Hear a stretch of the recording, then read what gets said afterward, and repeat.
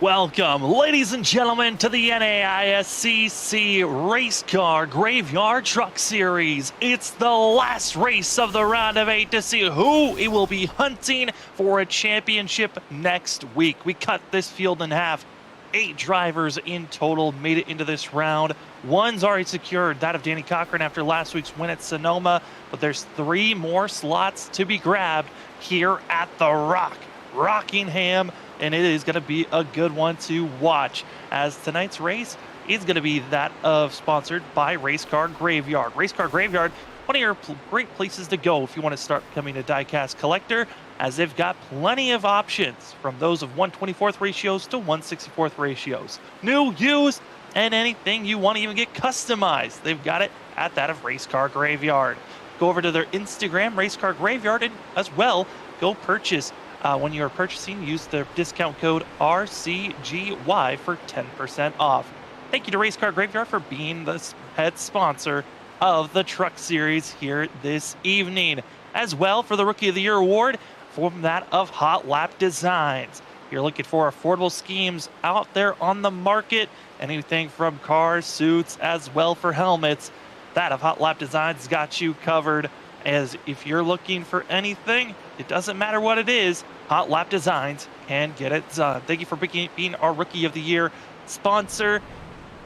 And as well, tonight, it is the Spread the Love 150 presented by the LP24 Clothing, as these drivers at Rockingham Speedway, otherwise known as the Rock, and the drivers are ready and set to go. If you'd like to go get yourself some affordable clothing from LP24 Clothing, go to their website go to their Instagram, of LP24 Clothing.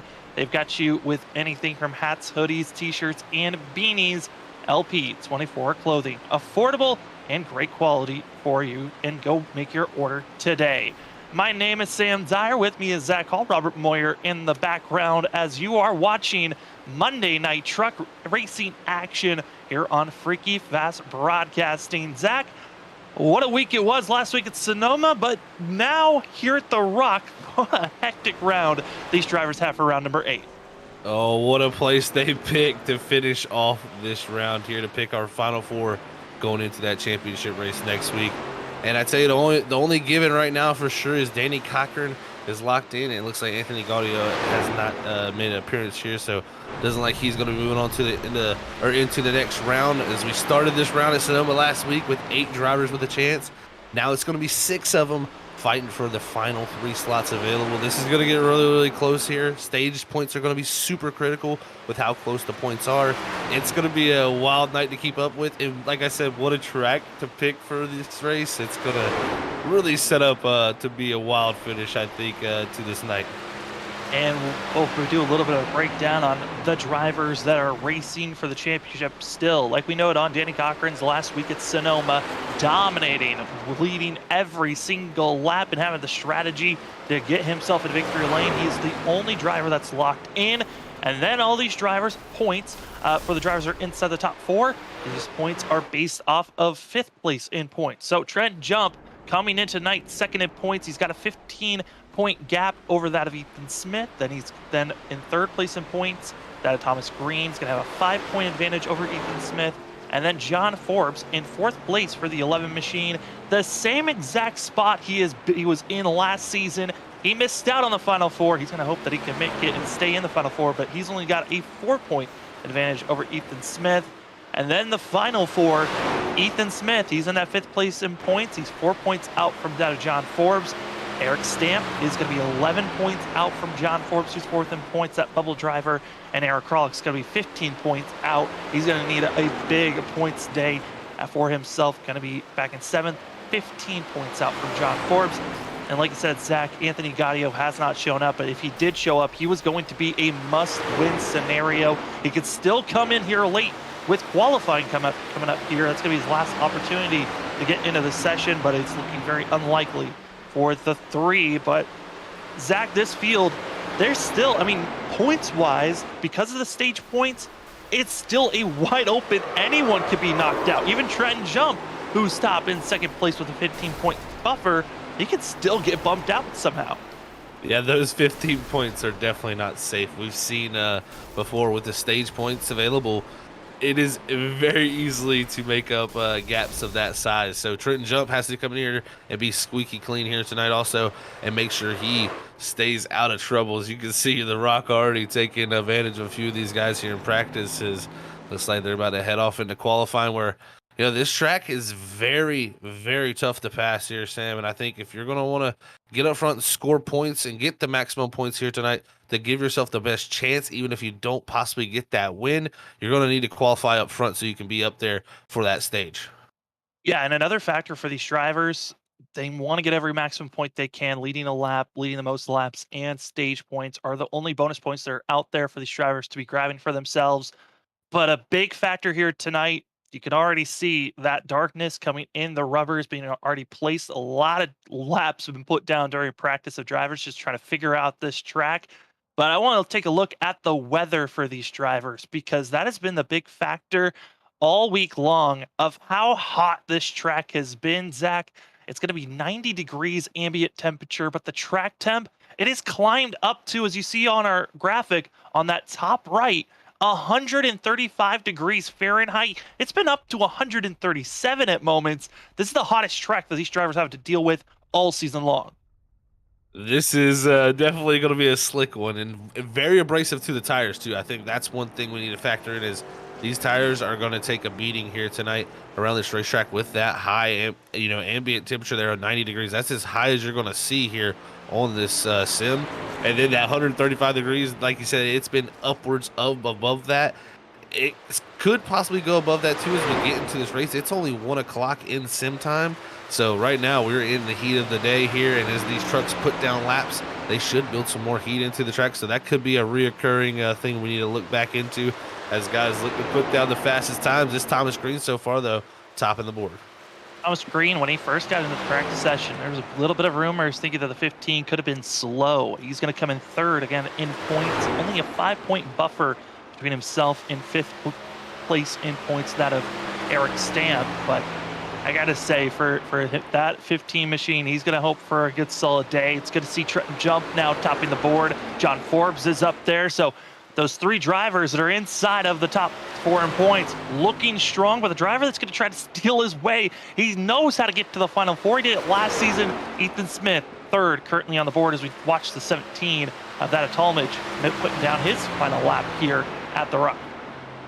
Yeah, Talmadge there getting a lap in there to put himself 8th on the board as looks like Ferraro here on the front straightaway having some mistakes here coming off of 4, and that's going to be a little bit of an issue there for him as he slides to a stop. But now we'll check and see who else can put down the quickest time. Trenton Jump still holding that top position, and the people who really need good races all placing themselves right there in the top 4. This is setting up to be a very interesting start to this stage here. I think guys are going to be super aggressive here early in the go and trying to lead laps and get those bonus points.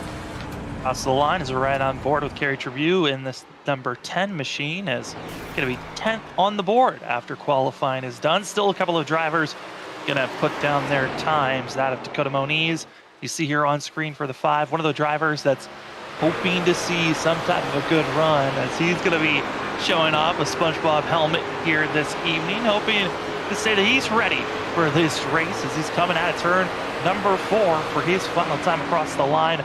Going to be 18th on the positioning board, but after that lap, doesn't look like he's going to be moving too much for the 5, as here's Ryan Ferraro, who's actually done with his time, only able to get up to 16th, as we've got 4 drivers still to put qualifying laps down. So we got 1 minute and 15 seconds left. But Zach, the Rock, we think about this racetrack last season, it was a caution-filled course.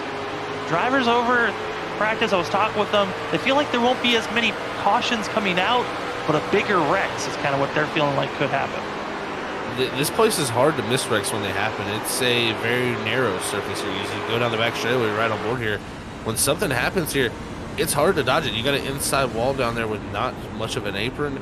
In the corners, you do have a little bit more availability to dodge wrecks, but man, with the bankings being so wild here, cars can go from one way to another very quickly. So yeah, I think we could see those major wrecks be a huge potential problem for people. As looks like Trevor Earhart is right on board with him, putting down his times as he luckily got in here. Looks like he was having some issues with his connection here to be able to put a time down. This should hopefully be his best time because that first time not going to cut it. It's going to be 20th on the board as he comes out of 4. We'll see what it produces here, Sam, as that 41 crosses the line. Looked a little loose out of the corner, but the speed was certainly there. Top of the board, Trevor Earhart might have missed out on the first couple of laps to try to put a fast lap down, but certainly found the grip when it mattered the most with only 15 seconds left in qualifying. The 41 topping the board and taking that pole award as the drivers have to take one more big deep breath and get ready. 170 laps about to be placed down here at the Rock. The grid's getting set up. They do have a stage break on lap 80, so it's going to be a long time before the drivers have to come into pit road. But let's take a look at your Sac City Diecast qualifying results. As top in the board, like we saw there, the 41 of Trevor Earhart taking the pole position. Trenton Jump, who needs a great run for himself, going to be in second. Same for that of Thomas Green. Both drivers inside of our top 4. The one driver that's outside who's got a good opportunity to point his way in, Ethan Smith, going to be in 4th place. And the driver he's got to beat out, John Forbes, going to be right behind him in 5th place. Then with Kyle Rochelle, Danny Cochran, the only drivers locked in for the final 4, going to be in 7th place. That of 8th, going to be Eric Kralik, who's going to need a strong performance for the 0-1 if he wants to make the final 4. But Jared Talmadge and Ollie Fonseca finishing out your top 10. In the 11th position, it's going to be the 10 of Kerry Trabu. Alongside him in 12th, it's going to be GT Irizarry. The next row is going to have Tyler Dingler and Logan Breaking in the 13th and 14th position, with 15th going to Alexander Light in the 97 machine. 16th is going to be the 81 of Jason Tamer. 17th is going to be the 12 of Ryan Ferraro. And you'll have the 54 of Christopher Northstar starting 18th position. Playoff contender here in this round, Eric Stamp starting back here in 19th. Going to have a lot of work to do. And rounding out the top 20 is going to be Dakota Moniz, as we got Thomas Walter, Martin Morales Jr., and James Lovin rounding out our 23 truck field here tonight, Sam. Those last 3 drivers deciding not to put a time down, so they're going to have to work their way through the field. It might become our biggest movers of the day, especially watch out for James Loveland, who had a very strong run here at the Rock last season. Speaking of last season, this race, talked about it, was one of the biggest caution-filled races. It was only 125 laps, and it was 15 cautions, but the big change from last season to this season, no fast repair this season. There was one last season. I think that's why we saw that number kind of balloon out as much as it did at the Rock, and that was the second race of the season. It's another big note. These drivers are still trying to get used to each other's driving styles, but Zach, the fact that these drivers here tonight don't have a fast repair, what do you think these mindsets that these drivers could be for 170 laps? Well, this track, very similar to Darlington. A lot of people have always had the old adage of race the racetrack, not your competitors out there, and really focus on yourself. If you get over here focusing, racing on somebody, you usually make a mistake at this old, very technical racetrack that has so many things that are lurking around each and every corner that could take you out, especially here off of 2. I think this is going to be the corner we're going to have to watch out for tonight. These guys coming up out of there, if they catch that apron, it's going to be a wild ride for them there. So drivers got to stay heads up, like I said, race the racetrack, and then try to focus on the competition secondary, as it's tough to do that as a driver, but we'll see who can manage it the best. Well, the big thing for tonight, I know for the sponsors, they're hoping that we see some love being spread, as it's the Spread the Love 150, but how much love will be shared, or will it be blood, as the drivers have to get set knowing this is your last opportunity for the 8 drivers that were going to be racing for a championship. Pace car is off. It's time to see, are you making the final 4, or is your season done here tonight? And it's going to be the 41 of Trevor Earhart, going with a little bit of a delayed start for the 41 machine, but he's off down into turn number 1, side by side, and here we go. Hot, slick, the Rock, and it's time to go green out of 2. Earhart immediately slides up down the back straight, but look at this, Thomas Green already looking to the inside here. He got a great run off of that turn 2, and now they're going to be side by side for the lead. The strip jump's going to settle into 3rd there with Ethan Smith behind him. Going to be Trevor Earhart leading lap number 1, but Thomas Green recognizing he wants and needs to lead a lap to just build up that buffer a little bit more over that of Ethan Smith. But Smith now is right on board with that of Trenton Jump on the outside, but Smith's trying to make this pass for 3rd, and there's that 00 in the green and black, poking the nose and go for 3rd. You can see here aggression being shown by that 15 and that 00. They want to get out front here early. The question is, how much tire saving will play a factor here? This place is always abrasive on the tires and very tough, as right now Trenton Jump finds himself stuck up on this outer groove, trying to make it last, but it looks like John Forbes is going to clear him. Now he's going to have the two of Danny Cochran. But we're looking down his inside here and down the back straightaway now, Sam. Danny Cochran came over during practice talking with him. He wants to still get a win. He wants to sweep this round, have the best momentum going into the next race, and doesn't want to give any handouts of a free pass of get a win and you move into the Final Four to any other of his competitors.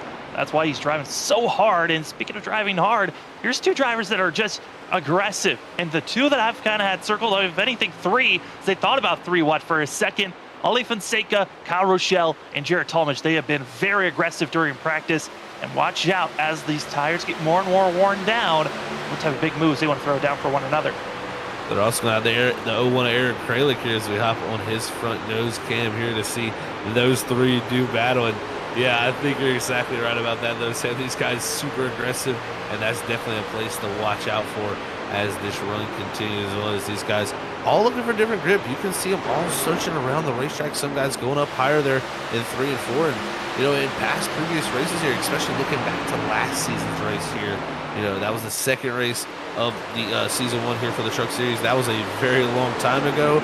But, man, oh, man, the line here seems to have changed a little bit. These guys starting to use a little bit more of the upper groove here, showing that is possibly the way to go here early in the run. Also noticing these drivers that are bouncing everywhere on this track, as we see Christopher Norris and just the pack of drivers in front of them. But these drivers are bouncing a lot through the corners, and it could be another reason why they're searching for anywhere that it might be just a little bit smoother. Oh, you definitely search for the smoothest lane around this place. It's tough to find, though. I tell you, it seems like every lane has some type of gigantic bump in it, and that's what you're seeing is these guys go through the corner, just the lunge up and down these trucks do, and especially down here in 1 and 2, down here on the bottom, the bumps are very, very tough, and that's why you see a lot of guys actually go up the racetrack here on entry to try to get away from those bumps, but it's hard to get the truck to want to come back down the racetrack there, and that outside wall comes at you very quick there, as you see with this onboard cam. It's definitely a little bit scary here at Rockingham off of turn 2. The drivers right now all battling and challenging to grab every position possible as we're seeing the side-by-side action. This is Kyle Rochelle in the 21 white machine on the outside. The 10 of Tribune going to be on the inner groove as he's got his gradient white and blue number. So, a little bit of difference seeing these drivers throwing out some different schemes. And Tribune, one of these drivers that could be fast, was decently quick during practice. And one of the drivers that I talked about with everyone else, and he's just had bad luck. Their speed has been there in this 10 for some good finishes, but the luck in the final quarter of this race, always something that stumps them. Some other drivers that look quick. Back here, the 14 of GT Irizarry. Yeah, GT always known to be good as the race goes on. He's battling with the 54 here. Christopher Norris back for this 12th and 13th position. He also got Jason Tamer there directly behind him, along with Tyler Dingler as you look to this group behind there. James Loveland's the one who's really moving up through the field, 23rd now, up into that 16th position as he's gotten past Alexander Light now in this 56 machine. He started at the rear of the field there after not qualifying. And also in the lead, that of going to be Thomas Green leading the lap. That's a massive thing to be grabbing for himself. Now going to be officially saying that he's got a 6-point buffer over that of Ethan Smith. Need every point possible here this evening. As we see in the middle of the field, that Tamer, watch out with Tyler Dangler, but drivers further back certainly have been seeing those fall back and lose time and ground on one another. So you want to give note, I know James Loveland, biggest mover so far, one of those drivers that decided not to qualify, and he's done a great job moving up into the top 16. Yeah, and I looked for him to be really good here tonight. We always talk about how good he is on the tires. Loveland is a master at that, and remember very fondly of last season, him and his teammate Trevor Earhart, very, very good at this racetrack. Trevor Earhart led the most laps actually at that race, and they both just made a pretty unfortunate pit call, it seemed like, at the end of the races. Now there's going to be a battle for the lead, speaking of Trevor Earhart, as he's gone to the inside of the 15 of Thomas Green down here in 3 and 4. And he kind of let Thomas Green get out there. Now trying to take this lead early here, but just can't get it done. A little bit of slide of the rears, and look at Ethan Smith. He's trying to take advantage of this. Talked about how narrow this track is, and if you get put up in that outside wall, it could be a race-ending incident if you hit the wrong aspect. As going to be seeing the 00 back out of that corner as Earhart moves on, and Ethan Smith over the radio just feeling a little frustrated, I think, for that machine, knowing that he's got his competitors around him. John Forbes, who Ethan Smith needs to stay in front of, get maximum amount of bonus points over the 11, as well as that Danny Cochran, who's locked in but racing just for himself. And, you know, it might not be the worst thing in the world to rough up the feathers. I was one of the competitors, and maybe even think about pressuring one of them a little bit harder than the others. If you feel like maybe Trenton Jump, John Forbes, or Ethan Smith, or even Thomas Green could be one of your toughest competitors, and figure out how to make sure they don't make it into the Final Four. You're exactly right, Sam, about that, man.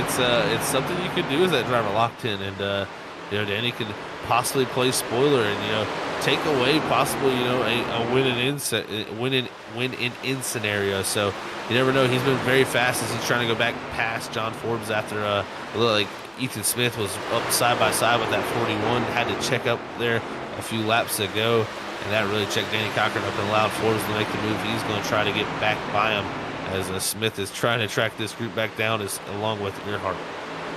As these drivers continue to race on, I think for John Forbes, he's got to be hoping that he doesn't have the same issue that happened last season. Came in 4th in points. Only at that point, it was a 3-point gap lead over Vincent Sora, who would become the future champion of Season 1. And John Forbes gets bumped out on that last race of the round of 8. He's in a similar situation, but this time has a 4-point buffer, but still 4th in points at that bubble spot. This 11, he cannot lose any more ground. Big thing for John Forbes. As long as he keeps 1 to 2 drivers ahead of him and keeps himself close with Ethan Smith, he could still win his way in and snuff out that double zero opportunities for a Final Four chance. But pass for the lead. Trevor Earhart takes it now. Yeah, and Thomas Green right into the outside wall in the entry of 3 and 4. That's what gave up the lead. Now Trevor Earhart going to do his best to try to get away, as now it looks like Green feeling the effects of getting out early and trying to lead some laps. Those tires falling away as he is quickly losing positions here. Now it's going to be Danny Cochran along with John Forbes. And right behind this, it's going to be Trenton Jump, so can't look too far behind, is Thomas Green from the lead, almost out of the top 5. Yeah, Thomas Green, that damage is really bad. It is completely crinkled up that front fender and as well as scraped up the whole entire side of the 15. That is a lot of damage. As we're riding on board with Thomas Green, you can see that fender popped up from slamming the wall in the entry of turns 3 and 4, and that speed, it certainly is not looking good for the 15. Yeah, that's not what you want to have in this racetrack, especially. This is a place where the right front tire usually is the first thing to go, and when you lose that right front downforce with that fender, it's only going to make that condition worse. And it's really off of 2 that I'm watching these guys struggle. If you don't get to the bottom and get the truck really rotated, you're really pushing wide. So it's been interesting to see the different little bit of lines these guys have been running. But back here, it's been a little bit of a mess here as Kralik's battling back here along with Talmadge. There's got Rochelle also with Tribute. Yeah, and right now for the 0-1 as well, going to be in the back half of this group. Out of Eric Kralik needs a good run here this evening, and being back in 11th, he's 15 points out from John Forbes, and Forbes is slowly marching his way forward. For the 0-1, though, he's going the opposite direction, back to 12th at the moment. And as well, another competitor that's trying to point their way in, Eric Stamp, back in 22nd place, the 53. This is not his run here this evening. Yeah, this is not going good for him, Sam, back here in 22nd. And, yeah, I mean, literally the next to last car on the lead lap with his teammate Logan Brakey back there in 23rd. And, you know, just wondering, is this a little bit of a strategy even here? I mean, I'm looking, here tonight, it's a the stage is at lap 80. The fuel, I think, could be pretty close to getting there. But from what I'm looking at, their lap time is 25:18 was the fastest time Eric Stamp has turned this whole entire session. And in practice, I mean, he was much quicker. So it's just definitely not able to find a little bit of pace there. So about 4 or 5 tenths off what he ran in practice. And the battling for second place now starting to rage on, as it's going to be that of Ethan Smith, Danny Cochran starting to close in the 2 green machines, as you see here that of the 19 of Tyler Dangler and Christopher Norris. Dangler has had some issues that almost brought out a yellow for himself, but luckily has cleaned it up. But we're now going to move up for the battle for 11th and 10th place, because it's going to be GT Rosari, Talmadge, and Eric Kralik. And Kralik needs to gain these positions. He needs bonus points, so that gap that he's got right now, 15 points, doesn't balloon out to where it's almost impossible and forces the 0-1 into a must-win scenario. Yeah, no stage points right here would be pretty much putting him in that situation, like you're saying, Sam. So we've got to see him get himself up here. Luckily, was able to get the pass there on Jared Talmadge, so now in the 11th position, but he's going to have to get by GT, Rochelle, Trabu, one of these other drivers up ahead of him. As he's also got Loveland, who's been climbing his way through the field like nothing. So we're going to probably see Loveland even possibly look to get past here, Kralik, so he might have a tough time scoring these stage points, but still a very long way to go in this stage. Yeah, stage break going to be on lap 80. So these drivers, yes, we've seen them go already. 27 laps, about to be start of lap 28. These tires are starting to get more and more worn down, and drivers also got to be careful not to be making any mistakes. We talked about how hot this track has been.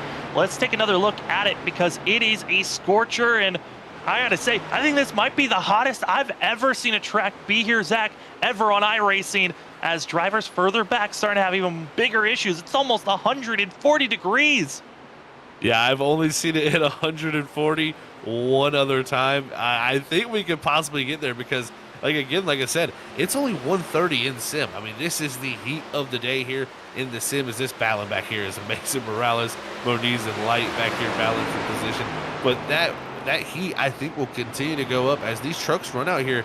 They build this heat up with just the heat of race trucks and the heat from the tires. So we'll see if it breaks that barrier. I'm going to have to pay attention to that, but that is a scorcher. I haven't seen it hit that mark in a very long time.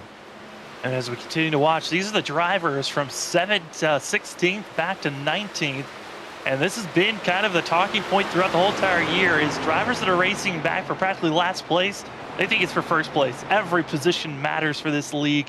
And even back here, when we're only on lap 30, throwing your race away, hey, let's go out there and put on a show at least for the fans.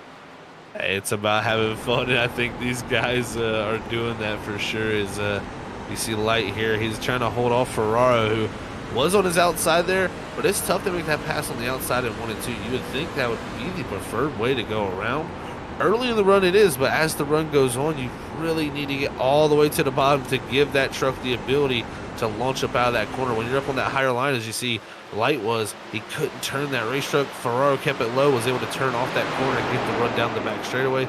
Now trying to get it done here in 3 and 4. We've seen the outside be pretty good, but Ferraro makes the bottom work here as he's up us another spot.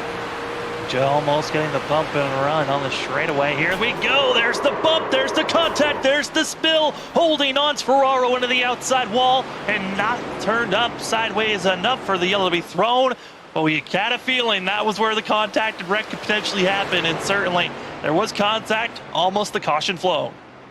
Oh man, this has caused a stack up too here as that contact from Alexander Light from the bumper, really kind of shoved him down in front of Morales, who got into him from there. And Ferraro, got to feel bad for him because he really took a hard lick to the outside wall. And trying to look at that racetrack to see how badly damaged it is, but it doesn't look too bad to me. Actually looks pretty decent for how hard he hit it. It is definitely some damage, but man, it could have been a lot worse from what I'm looking at.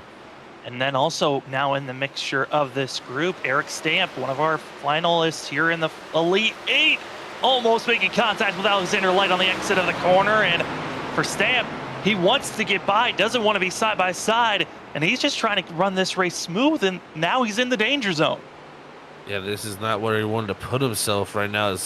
He's trying to be able to make this here to the into this stage in a good spot, hopefully with some good tires, maybe crawl his way up as this run goes on. But he's got kind of stuck here as this group got all bottled up and allowed him to get here. He's probably hoping to make a clean pass, but looks like Light is willing to fight here along with Dingler. And like you said, Sam, back here in this pack, everybody fights for positions like tooth and nail. Every single lap, every single position, you never know when it might strike of someone being involved with a wreck. And Eric Stamp once again diving it down low, trying to just make this pass for 18th position. 23 drivers in total started this race. Logan Brakey started on pit road. He's now made the pass over Christopher Norris, who's had some issues saving his tires as we're closing in on halfway of stage break number 1 for these drivers.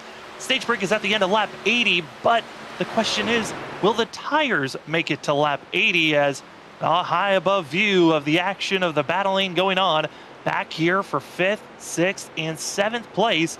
And it's going to be all that of Trenton Jump Trabue and Fonseca all trying to figure out how do we get by this 15 at Thomas Green. Yeah, these drivers have all fallen off almost about 2 seconds from their fastest times in qualifying. So very much a lot of fall off here, already 38 laps into this run, and that's only going to continue to possibly get worse here. As you see, Jump trying to cover off Trabue there. That was getting very, very close. As Jump knows he still needs every point available, but can't take too many risks. As you see there, Trabue a little bit too tight off the corner, almost got in the wall, had to lift. And he slides back as this group back here battling too, as Rochelle has now got passed by Irizarry and Loveland. And here comes Kralik trying to break his way up into the 11th position to possibly fight for that stage point. And that stage point so massive for Aaron Kralik, but he's still 2 positions off from just getting 1 bonus point from 10th place. Again, top 10 at our stage break get those bonus points. First place gets 10 bonus points. And then it trickles down by 1 point until we get to 10th. 1 point for that driver. And then everyone that's worse than 10th, 11th on back, you get 0 bonus points at our stage break. And it's all about how you finish the race at the end of the day, as we're going to actually move back up to the lead, as it's going to be Trevor Earhart, Ethan Smith. Smith saved up those tires and now going for the push here late. This is super impressive from Smith. I mean, he rode behind multiple drivers. You would think that dirty air would have some effect on those tires, but he's been very patient, very, very patient, I must say, and now has finally made his attack on the lead here, and he's going to have Earhart right here in his sights. But I tell you, he had Cochran pressuring him there for a long, long time, but it looks like Danny Cochran is starting to slip back just a little bit, possibly, as he almost gets up into the wall. Close for him there as he slides down the back straightaway. But again, this lead continues to continue on as Earhart running that upper groove, and Smith looking for something down low, didn't make it happen that time. As I think the closer he's gotten to him, the more that arrow plays an effect. And right now, Earhart doing a good job of running a very defensive line. Well, it just seems like the drivers that are on the inside, yes, you get that good run in this entry and center, but the exit, drivers are just struggling to get back onto the throttle, and it's really starting to hurt some of these drivers. And for Ethan Smith, he's certainly trying to make it work. I think, if anything, might be just searching for that clean air, like we were talking about being challenged so much by Danny Cochran. Now just trying to pick and choose wherever else he can find some passion of making some passes. But for 5th place, there's a little bit of groups going on there. That of Thomas Green, he's now being pressured by Gary Trabue, and into the corner, into the wreck. It's Green, Trabue, and I think a little bit of contact might have gone into Trenton Jump. Yeah, that was right there. Oh, man, so unfortunate for Thomas Green there. Racing hard for position. It looks like Trabue maybe slid up the racetrack up into him. And, yeah, I might have to look at Trenton Jump here, Sam, but it doesn't like he caught anything. I mean, if he slowed down in time, that's impressive. But here we go. If you watched last season, this is how most of the wrecks happened. Was entry at turn 1, drivers just not feeling like the grip was there, but feeling like they could try to be aggressive. And the 10 dives it down low, hoping he could keep the grip, and it just plows straight up. And Thomas Green, he holds his line. Trabue in the 10 just gets locked up with the 15, and they go straight up into the outside wall. And watch here for the 46. You're going to see the 10. He spins, comes down, and whoo, that timing's perfect. He able to escape away. I mean, he made it by a foot. I went back and looked at that a few times. Trent Jump is probably saying, I got very lucky right there, and that was some great heads-up driving, just to slow up just enough to get himself turned down the racetrack there to miss that, and just heads-up driving from that 46 machine. That is going to really help his sakes here as they all head to pit road here looking for some tires possibly. And a driver deciding to stay out of Eric Stamp, trying to lead a lap for himself. I like the call from the 53, especially knowing that we got the stage break and all the drivers coming into pit road. He's most likely going to have to come in as well. Drivers that got required damage for that incident, Thomas Green, Kerry Trabue, both are required to come into pit road. They got what we call a meatball flag. It's a black flag with an orange circle in the middle. And when you get that flag, you are forced to come into pit road. Otherwise, you'll get disqualified. And Zach, this now puts that of Trabue that of Thomas Green, into a bad spot, especially with the speed we've been seeing from the 00, and as well from seeing Eric Kralik's speed. Thomas Green could get bumped out. Yeah, this is looking dire for him at this moment. He's going to have to hope for some help on the track for some misfortune for his other playoff contenders, because right now sitting still there. Oh, it's actually now it looks like that that required flag has finally gone away, so he might have got the required damage done now, trying to maybe get the rest of this optional here before this pace car comes. But yeah, tough break for him. Looks like he's going to go down. Possibly, it looks like possibly one lap I'm looking to see here, Sam. But that's a tough break for him, but still not as bad as I thought it was going to be. No, not at all. It could have been way worse for the 15. Kerry Tribune still in pit road. Going to be getting those repairs done for that of the 10. But for that of Thomas Green, he's going to come back into pit road again, trying to just get as much damage done and repairs done as possible. With no fast repair this go around, Thomas Green is in a very tricky spot where he's also got to make sure that because of how much front end damage he's collected, that engine does not blow during the rest of this race. Yeah, you're exactly right. That's what he's going to have to worry about is the cooling of that race truck, and really have to focus on making sure that thing gets to the end of this thing, because he stayed on the lead lap, but this is a very damaged truck still, so he's going to have to work on this at the stage break, limp it to that stage, hopefully, and stay on this lead lap here for his sake, for any hopes, because his competitors are going to get a lot of stage points. Ethan Smith, John Forbes right here, 4th and 5th. Those two teammates looking to possibly move themselves into the final 4 positions here with that little mistake. Oh boy. Well, if you want to see some flare, drama, and potentially a big wreck, get ready for this. Eric Stamp did not come into pit road. It's going to be 45 lap difference, and that's about 2 seconds or more on speed difference that we're about to see for the 53. And Eric Stamp, yes, he got the lap lead. That's a bonus points. That's nice, but Zach, you might get caught up in a big one if we're not careful here.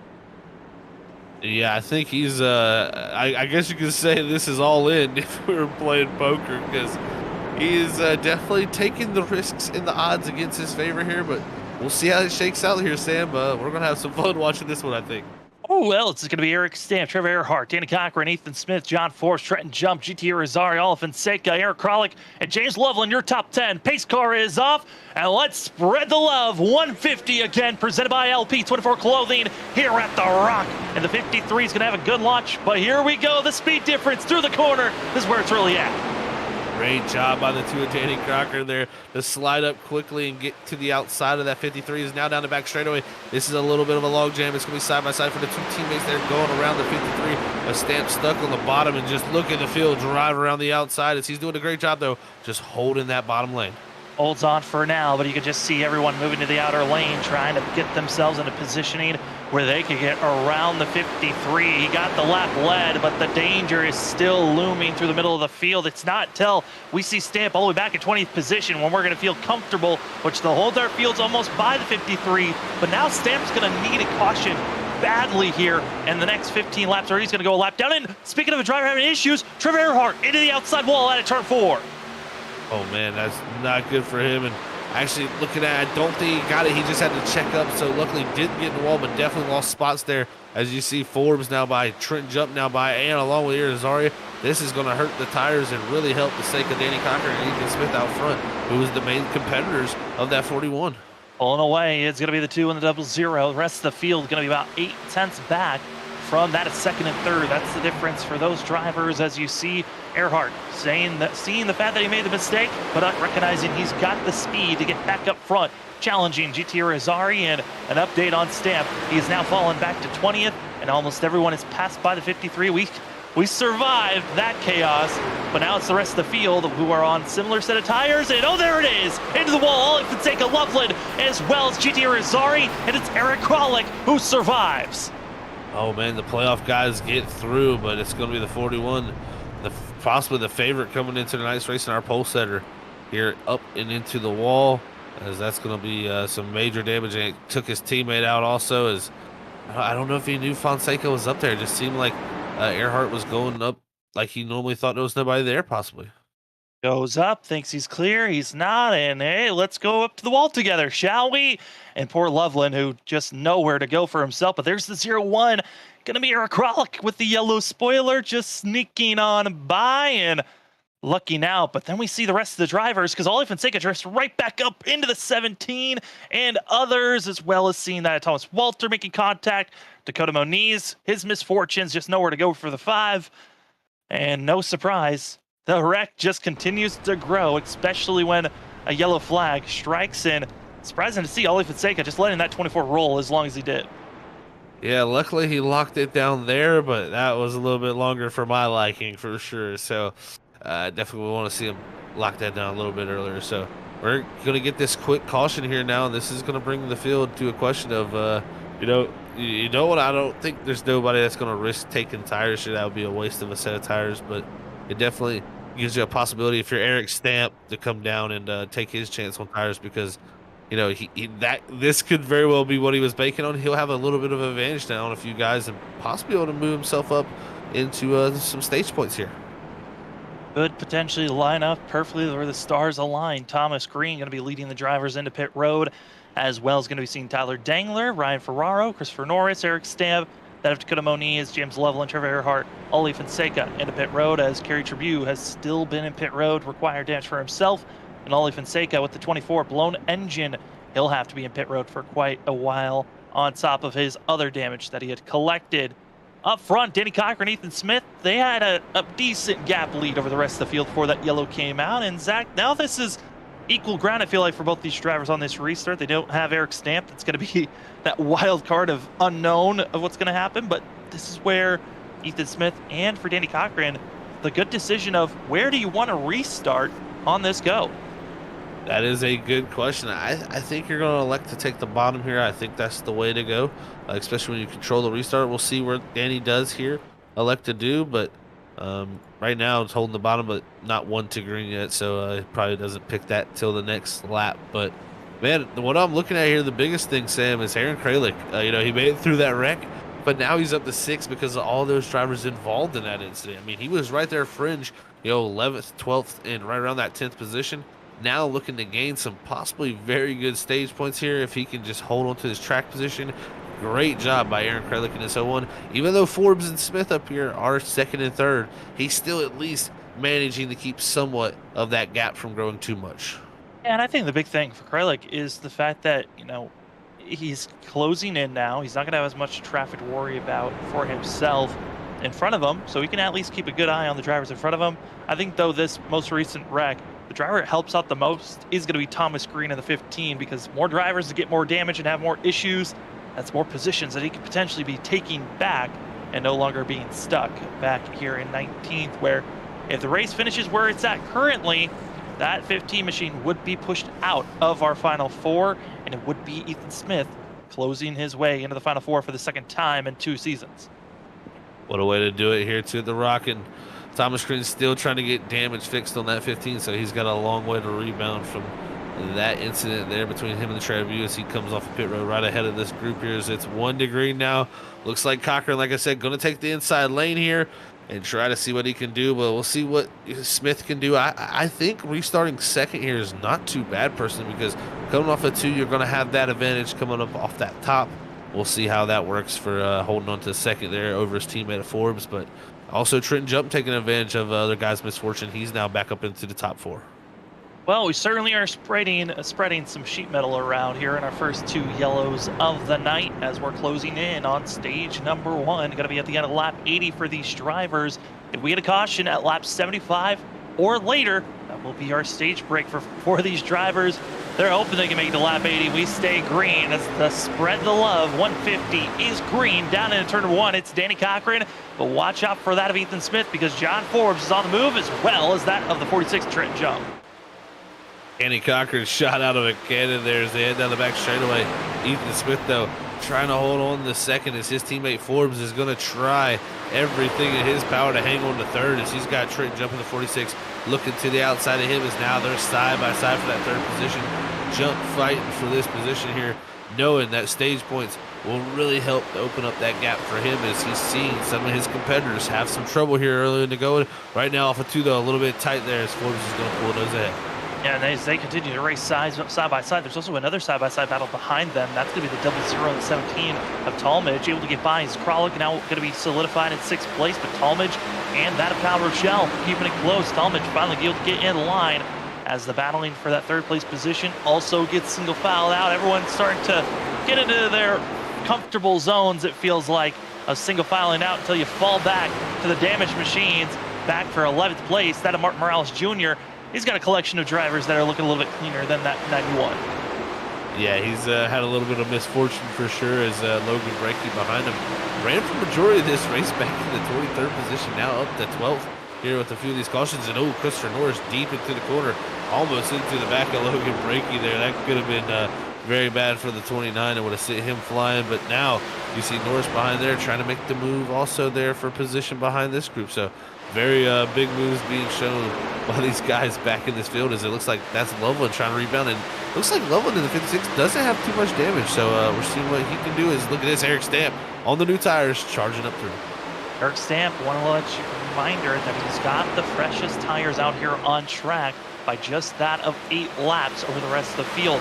The 53 now going to feel like Superman as he's going to try to utilize this fresher rubber. And based on what we've seen so far, it makes sense to wait it out. Try to get anywhere from 5 to 10 lap advantage is massive here at Rockingham with how much tire wear we've been seeing. Yeah, and he's having a little bit of trouble here with Christopher Norris, who's giving him a little bit of a fight and trying to do a good job here because, you know, when you have this tire advantage, you don't want to try too hard because you can easily burn those tires up trying to get through this field, but you want to take advantage of what you got. Is here now going to the outside, going to get to the quarter panel, the 54 here coming off of turn 4, and you'll have a good shot here heading down to 1 and 2 as there's some close racing here heading down the front straightaway. The front straightaway so unique on the fact that it is not just a simple D shape, curbing for these drivers. Is almost contact. Norris able to pull it back down, almost getting into Eric Stamp, but these drivers on the front stretch, they're bobbing and weaving back into one another and almost making contact all the time. It's so dangerous staying side by side with one another because you never know what that driver on the inside or outside are truly going to aim and set up into that future corner. As we move back up to the battling for third place, John Forbes in the 11, Trent Jump in 4th as they're battling around with one another. A big thing I also want to note on is I talked about that of Thomas Green. He's running slow. Yes, he's heavily damaged, but the more drivers that get out of this race, they're racing for nothing. So if they feel like I don't want to sit and wait for my damage to get repaired, they'll exit out of this race immediately. And all I can say, Trevor Earhart have done this both, which means for Thomas Green, if he can finish up in the top 15, top 12, if we get some bigger and bigger wrecks to strike, he's got a good opportunity to try to point his way still into our playoffs. Yeah, the beauty of it is it's not over for that 15. He's just going to have a long race here to try to hope something else happens. I mean, it's racing, and we've seen crazy things happen this season, so I would not be surprised to see something that could help him in his favor. So he has to stay with it here and just try to make what he can here, make it to the stage, get more of that damage, continue to get fixed, and try to just rebound as many positions as he possibly can. Because like you said, more people are going to give up, more easily here tonight. They're going to just say, I'm not in it for the running of anything. No reason to sit here multiple laps down and right around the night. I'm going to, call it early. So we'll see possibly a few more guys do that possibly could get into trouble. And we'll see how that all shakes out. But you're seeing right now, Logan Breaky trying to hold off James Lovell. That's for the last position in the stage. But they got some company coming. It's Eric Stamp as he's trying to make his way up here and try to get himself some stage points. And it makes sense for Logan Breaky to help his teammate out of that of Eric Stamp, trying to hold off as many drivers as possible, make it slightly easier for 53 with those fresher tires. But I would say they were fresher about 5 laps ago. I don't know if the lane he's running, if they're fresh anymore. Could be trying to equal out with the speed the 53 has compared to the other drivers around him. As they are on board with Eric Stamp, our Atlanta winner that helped them get into the playoffs. It's been consistency and a little bit of luck. Think back to Talladega, the final race of the round of 16 to figure out who's making it in the round of 8. It was a 53 who bumped out Logan Breaky from making it into that of the round of 8. Now, for Eric Stamp, he's going to need a little bit more luck here this evening if he wants to make it into the final 4 and race for that championship. What a Cinderella story that would be for him, man, if he was able to make it through. And that's kind of been, like you said, the tale of the season where he's putting himself in positions to be there at the right time in races, just like he did at Atlanta with the strategy. And we could very well see, it could work out where we get a caution later where that plays out for his safe, because he's kind of put himself on a different strategy with the way the tires are. So we'll see how he continues to place himself. But we look back up front, Andy Cochran, the winner from Sonoma last week, trying to take away that simple lock-in from any driver. But if I'm Ethan Smith and John Forbes, I take running second and third right now, knowing where your competition's at. Yeah, still Thomas Green, very underpowered, back in 20th position as well. The usual struggles for the 15. Internet has been blinking in and out. At 15's got to be careful that he doesn't have any more internet issues to strike, as didn't even, at least for Thomas Green, he's still in the lead lap for himself. But up front, Danny Cochran, I mean, the momentum for this too, you think back to the start of the season, I think, and majority of everyone's eyes, Danny Cochran was the odds-on favorite based on, some of the drivers that were not coming back. I mean, we didn't have that of Sean Hutt-Stutler come back. We didn't have that of Mark Whitley or Vincent Sora come back, who are the top two rivals and were challenging for the championship. It was Danny Cochran that was always that third, fourth driver on everyone's mind throughout all of season one. And with seeing those drivers taken away, it was that of Danny Cochran who was the favorite. And with some of the rookies that came in, they blossomed and showed very strong runs. John Forbes came out of nowhere with some hot streaks as well.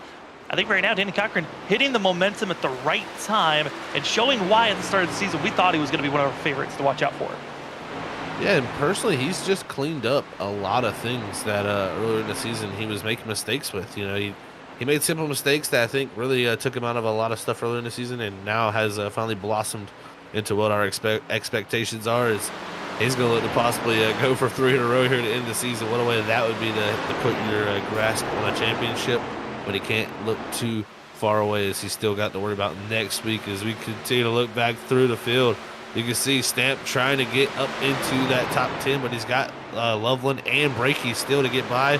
But Tamer's coming back to him also along with Talmadge, so he could possibly get a few more here. He just has to be efficient in these last 5 laps.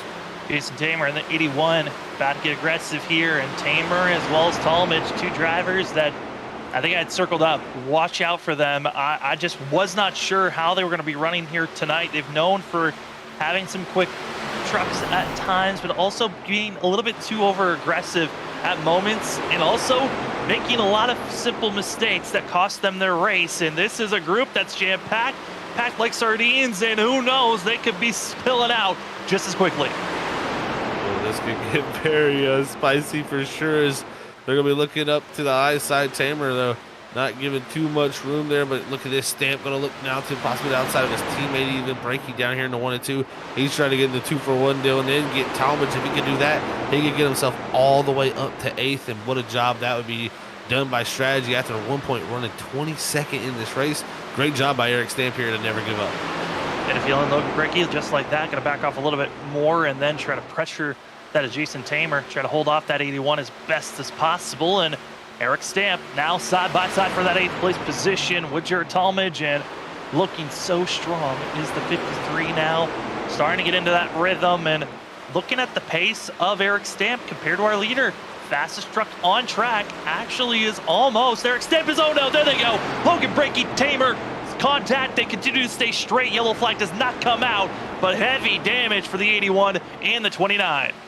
Yeah, Brakey there real slow up here in 3 and 4, and looks like just simple contact between those two going down the back straightaway. And looks like just, it is an interesting corner there entering 3 where you turn in at there, and it seems like they made contact going for the same position on the racetrack. And man, oh man, that's going to hurt both of them there as they both fall out of stage position. And for both of them now just going to try to ride in their own race. And for both of them, luckily not going to be championship playoff contenders, but obviously not the way that they wanted to see. Coming to the end of this stage, white flag of this stage break for these drivers, waiting for Danny Cochran to come across the line, as it's going to be the 2 dominating here, coming to the last stage, the final 25 laps of the run. It's been all the 2, and Danny Cochran across the line, getting the stage break. We wait until 10th place runner, that of James Loveland, comes across the line. He's going to be side by side with that of Jared Talmadge. It does look like it's going to be the 56 as the yellow finally comes out. And Talmadge gonna not be able to get that 10th place position, as that flag came a little bit later than I think some drivers were expecting. Yeah, definitely a little bit later there. There were a couple 100 feet there after the line already for that 10th position, but still no bad there, as Danny Cochran going to win that stage. And what a drive for him, man. There didn't look like he had the pace there in the first run. Got stuck in that dirty air driving up from 7th. Now he's going to pull off the stage wins. And for Trenton Jump, who needed some decent points to make sure that he was good, at least based on the amount of drivers that were there, going to see that lead get trimmed just slightly. So it's not going to be just 15 points out of this run, but certainly Good job for himself. Eric Kralik, I think probably the biggest shock. He was able to really move up to 5th place for himself, put him in a good scenario. But Eric Stamp, fresh tires, 8th place. Good job for himself. It's like they're all going to come down to pit road now to get service here. As everybody's going to be streaming for 4 tires and fuel here now. As Rockingham very abrasive here as they're going to be looking for 4 Mr. Fieldgoods. Well, as the drivers are coming into pit road, we'll come back in just a few moments, let you know where they lied as we are here on Freaky Fast Broadcasting, the last race of the round of 8. We'll be back in just a few. Drivers, start your engines!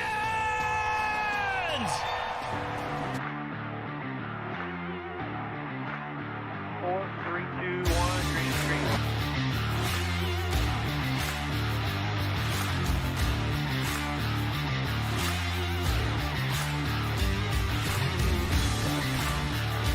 No laser grip whatsoever, up sideways. Sideways everywhere. Come on, man, you do what you can.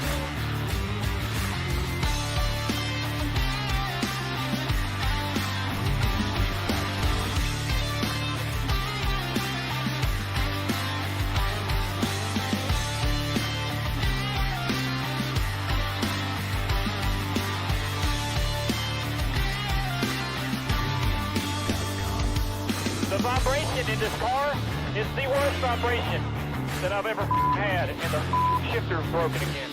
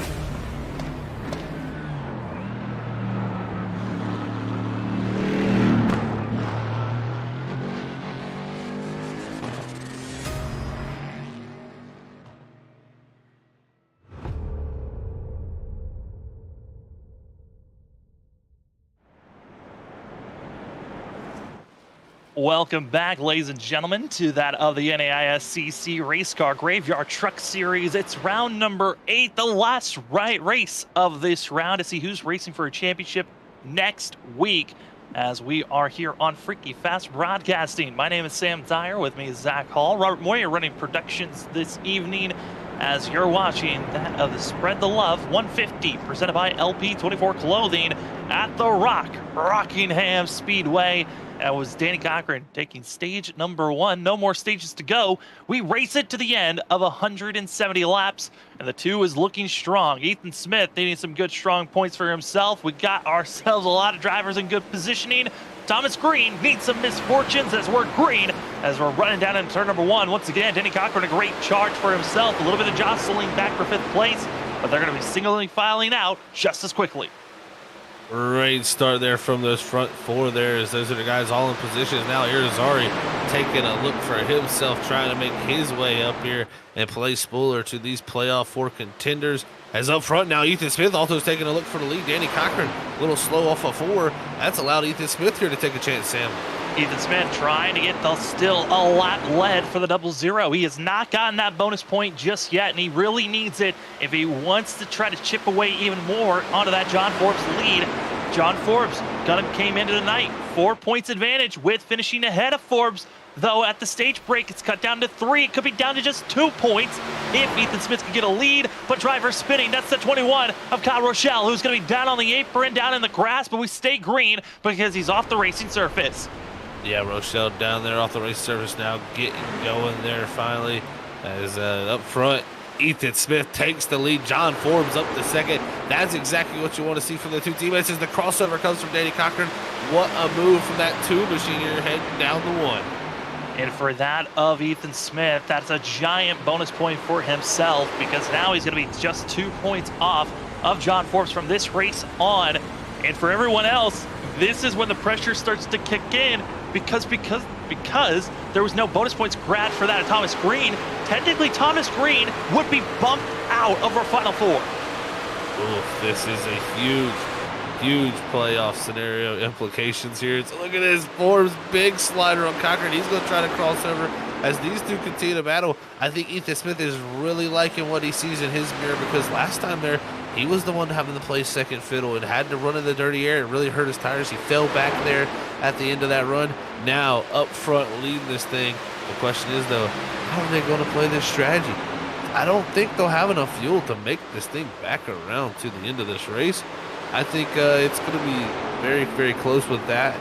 And these guys are going to have to be questioned if they want to come to pit road if they don't think they can make it. Well, also I was thinking about tires. I think tires might be the bigger thing for these drivers to worry about more than fuel. We were seeing them start to really fall off after a 40-45 lap run. I wouldn't be surprised if 40, 45, maybe even 50 laps into this thing when we're 20 laps to go. Some drivers might think about coming into pit road, or you might see some drivers think about short pitting as Eric Kralik back in 8th place because of the bonus points that have been grabbed by Ethan Smith and John Forbes. If those two drivers don't fall off on speed and they still finish up in the top 5, top 10, Kralik needs to win if he wants to bump out potentially 00 or the 11 here to get into our Final Four. Yeah, he's going to need some type of help here and some type of pace here to get up into this, but he's been running good all night long. It's just unfortunate. It seems like the restarts has caught him out as Tyler Dingler and him were battling hard right there in this night team machine. You also got Thomas Walter who coming up into the picture too. He finished second here last season here, so Walter's starting to come into the picture from that 21st starting position. Kind of been under the radar here tonight, doing a good job still in the battle here. And as well for our leaders, as we saw Kyle Rochelle have his issues of going down into the grass, he has now been caught. Now going to lap down is the 21, which gives another little bit of a buffer to Thomas Green, but Green still needing to have either Ethan Smith or John Forbes have a major malfunction where they cannot finish this race if the 15 wants to point his way into the Final Four. Yeah, these guys are definitely not going to be happy after this race. You know, carriage driver, you making that little mistake there, sliding up into Thomas Green here. It's possibly been the factor that's going to knock him out of this. As you see up front, Danny Cochran takes second back from John Forbes. Yeah, Thomas Green, he's going to be asking what could he have done there to not, be involved in that. And, even looking back, he got into that wall, and that's what kind of set him back there into that, farther into the pack, into the clutches of guys there. So not getting into the wall could be possibly something you could look back to, but man, oh man, you definitely don't want to get hit by a car not outside the playoffs there, and it's really hurt his day as Loveland, again, continued his way back up through the field as he seems to always lose positions on restarts, but makes his way through as the green flags click off. This was really one of those races where we thought Loveland could be an underdog to watch out for. Was one of the drivers that did not qualify. Same for that of Thomas Walter, that's ahead of the 56. Both drivers been involved with slight damage and incidents with other drivers, but I got to say for Loveland, certainly tonight, he was the dark horse to watch out for, but I think because he didn't qualify, that was kind of sealing his fate of potentially getting involved with a wreck. Yeah, I think you're exactly right about that, Sam. Not qualifying here is really puts you in a sketchy position. Oh no, ahead of him though. It's going to be Thomas Walter, Kyle Rochelle, contact, spinning around. There's the yellow from the 21. Just lap cars, lead lap machines, and into the corners. That's a bad spot to find each other. And for Kyle Rochelle, that could be a race sender for the 21. Yeah, and I had been watching that group right there as Kralik had just got by Rochelle. He actually had like a similar type of incident there with him and Rochelle for the 01, but the 57 looks like he's the one that gets the bad end of the stick here, as it looks like Rochelle here on the Freaky Fast replay. He's just going to check up for the corner, try to let Kralik by here because I think he kind of scared him there. And then Thomas Walter there, he, the thing is he's going into that corner and he's thinking that truck is not going to be right there. He did not expect the 21 to be that slow and expecting to slide up the racetrack, but there's the 21. Well, I think that's slow and that low. I don't think anyone was expecting Kyle Rochelle to run the middle lane. I think everyone was expecting him to get a lot closer to that outside wall to let that lead pack group go on by because of how much of a speed difference there was. But here's the fun thing with Rockingham. Similar thing happened last season.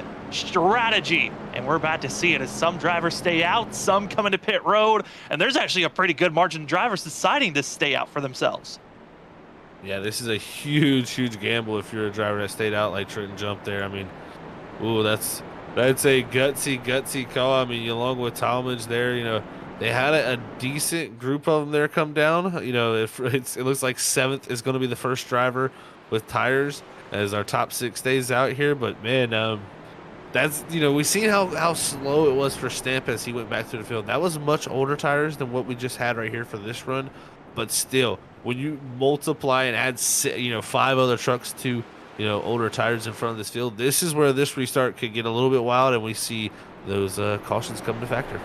This makes sense for Trenton Jump to stay out because just like we saw from his teammate of Eric Stamp, bonus points to be grabbed by this 46, and that one bonus point gonna help him at least build up that gap over, trying to minimize the amount of damage because he came into the night 15 points ahead of that of Ethan Smith, then found himself being even more points than that over Eric Stamp, his teammate, and also going to be about 30 points over Aaron Kralik.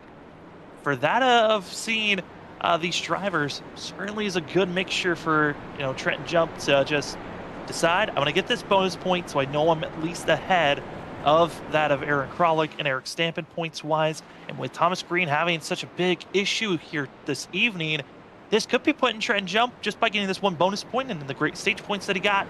He's now going to be in a spot where even if he has a bad run from here on out, this 46 should still be making it to our final 4. Yeah, he's padding those bonus points right now to really help his cause for going into that next round. So yeah, I still like his chances with this strategy call here. The only thing that does worry me is just getting farther back in that pack and getting involved in an incident. But with the amount of cars out there right now, only 19 out on track, as it looks like, yeah, Rochelle's going to put it behind the wall. So can't lose too many spots. So we'll see how it all shakes up. But there's going to be some aggressive guys here. You got the 2 back there, the 00, all these guys on fresh tires trying to get back up there and get control of this race. Well, drivers trying to get underway and about to go green gives us time to at least give one shout out to one of our sponsors, and I want to give a giant shout out to one of our biggest and newest sponsors being added with us, iRacing iFlag. iRacing iFlag, the best of iFlag virtual flag systems out there. They also give you clear indications on what the flag state is on track, as well as can provide you basic visual spotter information, who's on your left, who's on your right, and many more. If you'd like to go get yourself an iRacing iFlag, there's also plenty of other applications. There's a pit board that gives you plenty of data and information. Go to www.iracingiflag.com. Use our promo code FreakyFast2022 to get yourself a discount code from iRacing iFlag. Big thanks to those sponsors. We got plenty more to thank later on. But as we're getting ready to go green, it's Trenton Jump, Jared Talmadge, Logan Brakey, dad of Alexander Light, Eric Stamp, Ryan Ferraro. Can they hold on as we're green? And it's going to be seeing these drivers a 17-lap difference on tires. And it's on who can climb through the madness. Oh man, I already see Ethan Smith making big moves along with Danny Cochran. Now down the back straightaway. Here comes the 00 along with the 2 machine. They're going to slide down to the bottom lane there, catch the apron, slide up the racetrack now and make 2 passes there on Norris and Light. As the field stacks up behind here, you got Kralit, GT Azari, Ryan Ferraro, Tyler Dingler, all these drivers involved right in this battle. Ferraro's going to be the first driver really falling back, and you got to make sure that you don't get caught up in this mess. And the driver I'm most concerned about, Eric Kralik, can't get caught up in a mess, nor can John Forbes. Those are 2 drivers that really need some strong runs. Forbes, again, came in as our bubble driver, and where the drivers are running right now, he would still be that bubble driver. And for the 01 of Kralik, he's trying to close in the gap, but Ryan Ferraro a little bit defensive moving for himself compared to the drivers behind him, and almost out of danger. But now the next driver in line, it's going to be Alexander Light further up ahead. Oh, and Thomas Green barely skates by there to make it past that machine of the 12. And Yeah, he's still with a lot of damage on that machine, still just trying to salvage what he can and hope something happens to one of his competitors up in this front pack. But I tell you what, Trenton Jump with that restart there with clean air, he has done a good job of getting a little bit of a gap built up as the field is really starting to stack up, as now those new tires have finally made their way up to the second position with Ethan Smith and Danny Cochran taking over second and third. I've been loving watching these three drivers, that of Ethan Smith, Danny Cochran, and John Forbes. They've just practically looked like they're drafting with one another through these corners, working as one, going by one driver that's on old tires to the next. And the last driver on their list for Ethan Smith is Trenton Jump, who's going to be less than a half a second behind, as you're right on board with the 00, and just take a look at Danny Cochran and others trying to follow where Smith goes, but the pass for the lead about to happen here in about a lap or two. Yeah, Trenton Jump not going to have much power to hold these guys off, but has done a good job to build the gap on the guys that are on the same strategy as him. Here is now Smith flying through the corner. Going to have to check up a little bit here on the exit to get turned down underneath the 46. Does a good job of that here. As, ooh, not what you want to see there. A little bit of blinking there from that truck as he heads into 3 and takes that lead from the 46 machine, who's going to look to probably lose all 3 spots here coming off of 4. Yeah, and, you know, he did a great job for getting that lead. I think it helped the fact that he had such a large group of drivers doing a similar strategy as Trenton Jump. So he's not going to lose too much ground, you know, after this, but there certainly is going to be another cluster of drivers.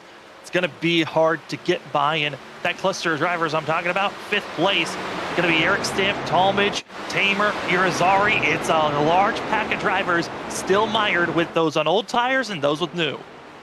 Man, just to think how this race has changed. Eric Stamp up ahead of this group here.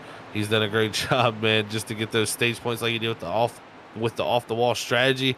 And now doing another great job to put himself up front here again. Is behind these groups. Talmadge being the traffic jam here in this little bit of a battle here, as he's on those older set tires here. Is already trying to come through along with Tamer there on that outside. We know this is about to get aggressive here with this group.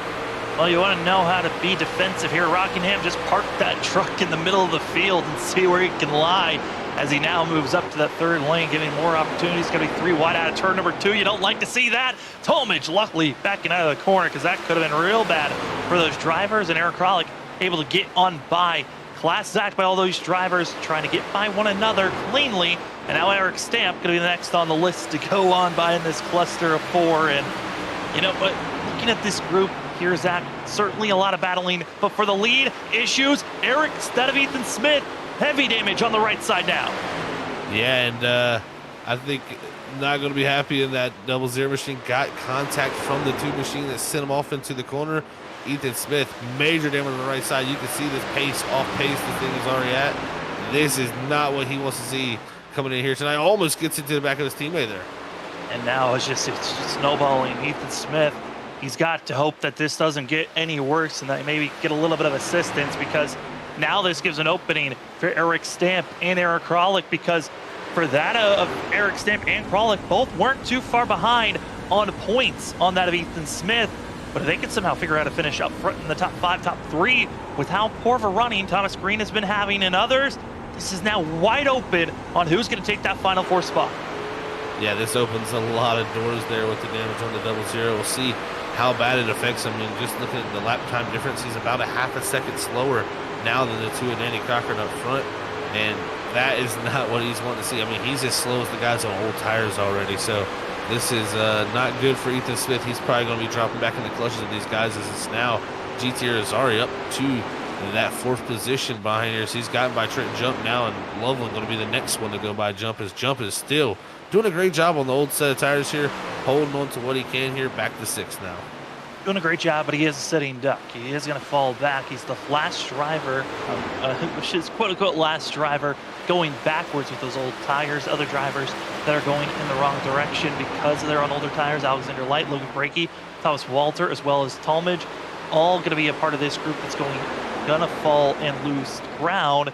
We're gonna need a yellow, or hope that strategy lines up for them, because they might think about trying to stretch it all the way to the end, which is a very gutsy call if that is in mind what they're trying to do. Yeah, this very well could be the call that they're going to make here. I definitely think the guys that pitted can easily make it on fuel here now. The question is the tires again. That's, I think, the big question for all of us here up in the booth. And We know Rockingham, super abrasive. The lap times fall so much, as you can see. Just even the little bit of a tire difference that Trenton jumped them have, he is just dropping back to the field like a rock. Now back to 8th as Kralik and Tamer go by. As we've gotten the field pretty spread out now, as Forbes was able to kind of close the gap down up to Cochran, but Cochran now starting to stretch back out. Now for Aaron Kralik, he's going to be coming in without the bonus points that have been gained by John Forbes and Ethan Smith. Was going to be about that of 14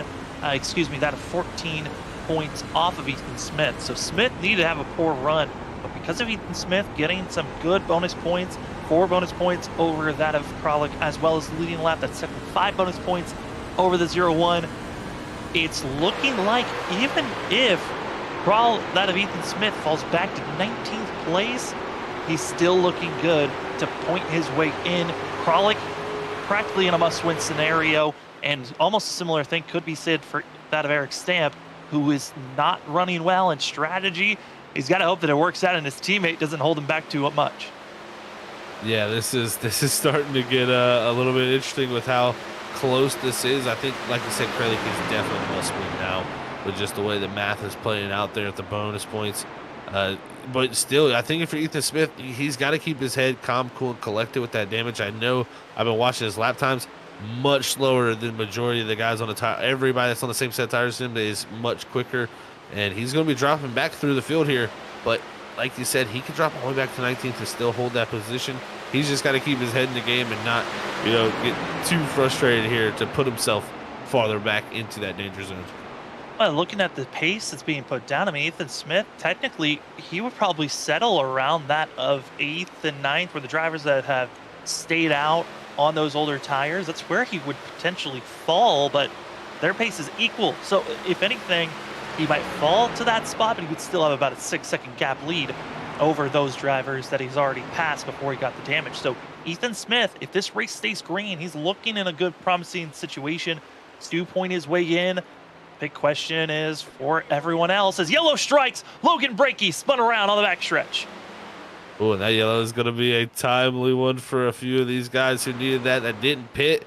You're going to definitely see them coming down the pit road to get those tires on the truck. The question is going to be for the rest of the other guys who pitted, what will they do as Brakey gets the truck back going?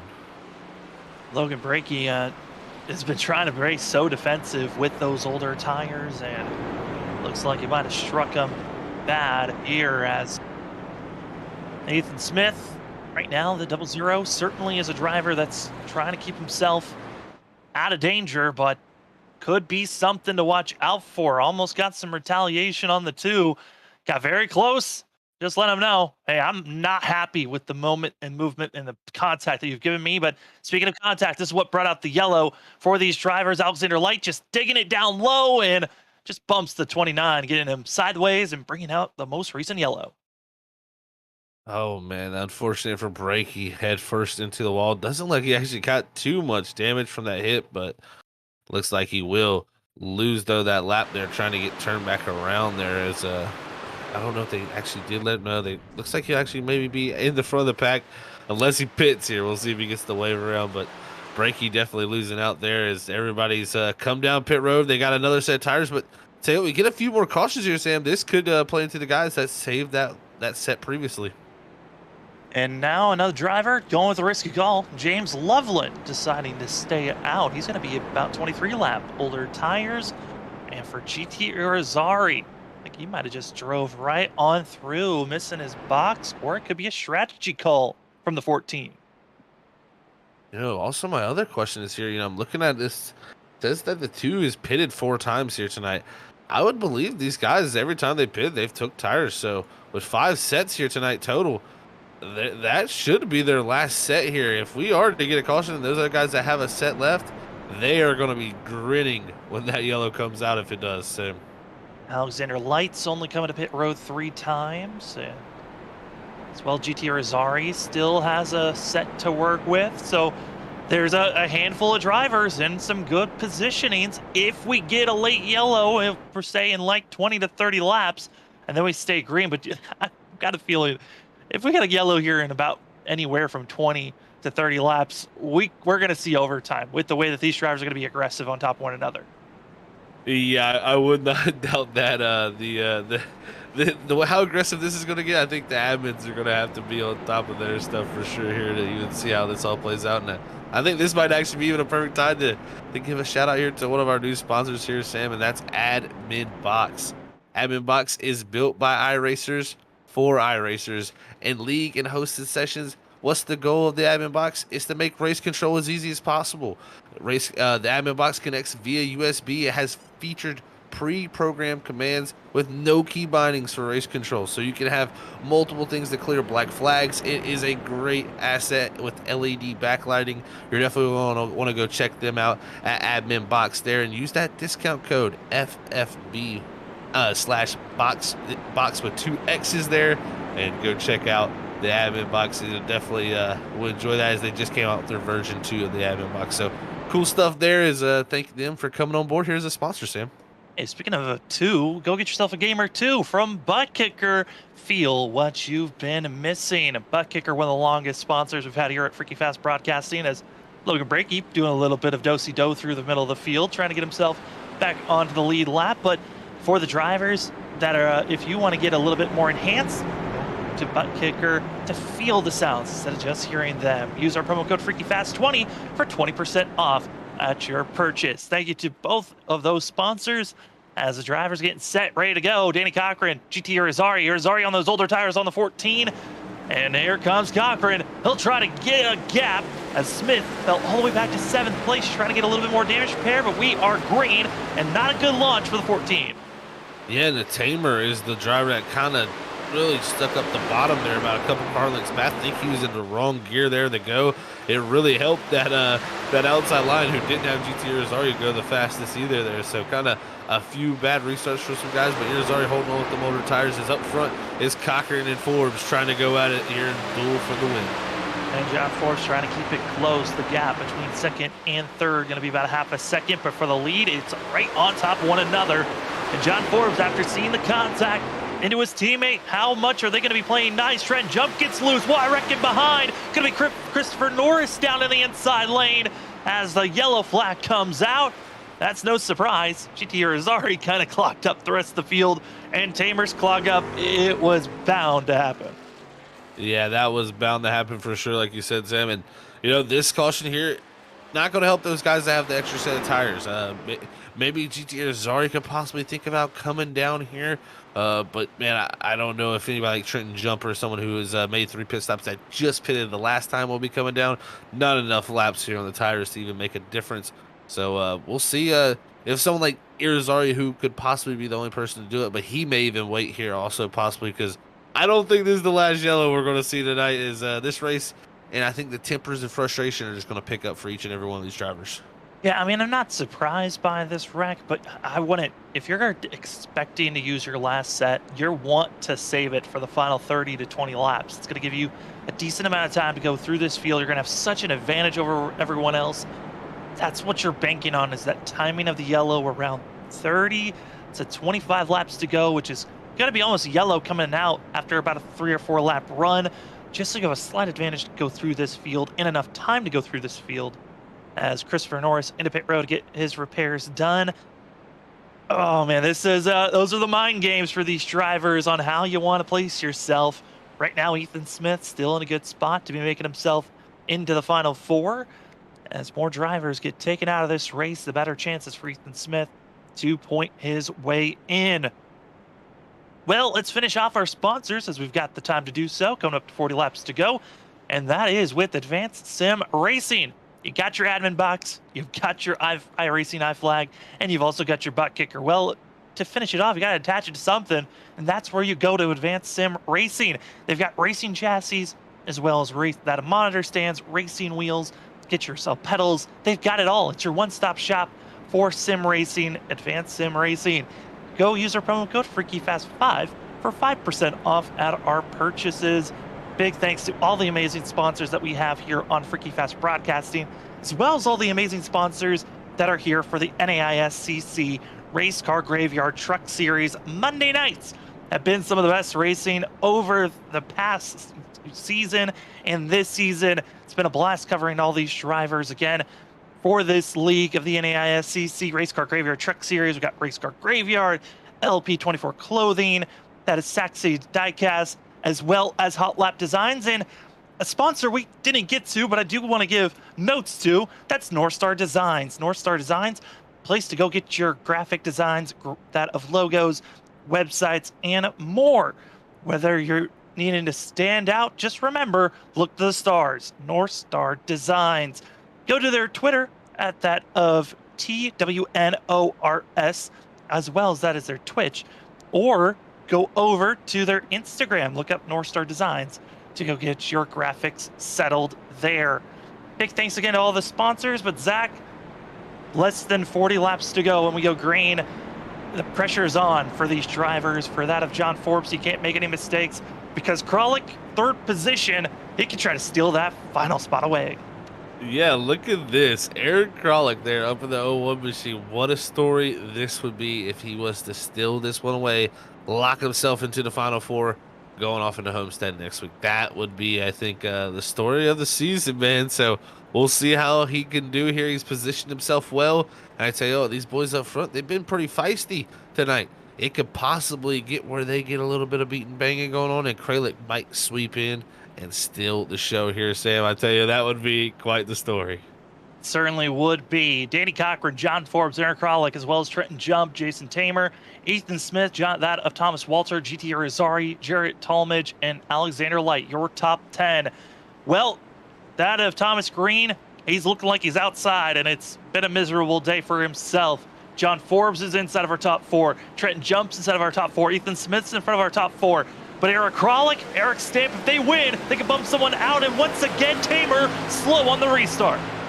Yeah, Tamer really having trouble there on the restarts. It stacks everything up here. Zari is in the middle there, 3 wide. He's falling back still on those older tires there. They're not firing off like the other guys are. As here comes Morales with the run on Stamp. He's going to look to the inside here, heading down to 3. As everybody looking for positions, I don't think we're done wrecking here tonight. It's 3 wide once more.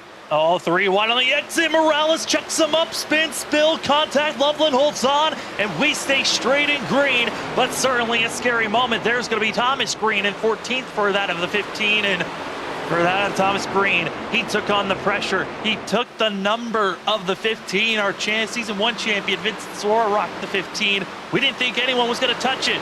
Thomas Green swapped numbers for himself, came into this season, and he's going to need a lot of luck, some help for himself. But up front, it's challenges from side by side. It's going to be that of Thomas Walter Talmadge battling for 7. Yeah, Thomas Walter, like I said earlier in the race, finished 2nd here last season, trying to replicate some of that. As Talmadge there, a little loose off the corner, slides up in front of him there with that great racing showing right now as this group is looking to get what they can here, as they know they don't have any chance for the Final Four here. Tonight is all about the glory of what they can finish here, as they're putting it all on the table here with under 40 to go. Under 40 to go. That of Kralik going to fall back to 4th. That Trenton Jump is really on the move for himself, as we're watching still the battling that of Tamer, Talmadge, Walter. This pack of drivers keeping it close and also getting quite aggressive, trying to get down to that yellow line, really trusting the grit here for these drivers and how fast they're going to be trying to beat. And you're looking here from the back bumper of Jason Tamer here, and he's going to have Talmadge there looking to the inside. But up ahead of them, it's Ethan Smith. That damage still holding that 00 machine up. And this caution here has allowed more people to be on the same set of tires. So he possibly could lose out more here as this run goes on. But still, got to say, done a great job so far with that damage. They might have got a little bit of it fixed on pit road. But here comes the guys. It looks like the straightaway speed not in the 00 as they really closed in. Yeah, and similar thing happened to the 00 as well, as Thomas Green got into the outside wall. Heavy damage. It was then Green that got put even more damage, got caught up in a wreck after he started to fall back deeper into the field. Ethan Smith hoping that that similar action doesn't happen to himself, as Walter gets loose out of the corner, holds on. But certainly for the 00, he's hoping that he doesn't see some deja vu that strikes on himself. But Eric Stamp, the driver that was 6th in points, who if he could get a good run here, he's certainly a driver to watch out that could try to steal away this Final Four spot that of Ethan Smith holds. You gotta love it with these playoffs. It's never over until this checker flag flies. We will not know who that Final Four is till that very moment, as Stamp is trying to do his best job to go forward You got to also give credit Aaron Kralik. He's all over the back decklet up in the 4th position, all over Trenton Jump, trying to make something happen for this 3rd position here as we jump up to him. You can see he's trying to make that 0-1 by that 46. He needs to go up there and win this race. He needs to win it, and honestly, right now, a driver that would love to see a caution is the driver in front of the 0-1, Trenton Jump. He's got that extra set still in pit road, and if a caution light right now, this would be perfect timing for the 46 to get that fresh rubber and climb his way through this field, but at the same time, that's such a risky call for a driver that kind of at this point knows that he's good based off of points to move on to the next round. Yeah, that's exactly what I was thinking too, Sam. It is a risky call. I mean, he could go for the win if something was like that to happen, but he's still in a good position here to, if not podium, but definitely top 5, make his way to a homestead with a chance to fight for a championship. We'll see if that yellow flag does somewhat come out.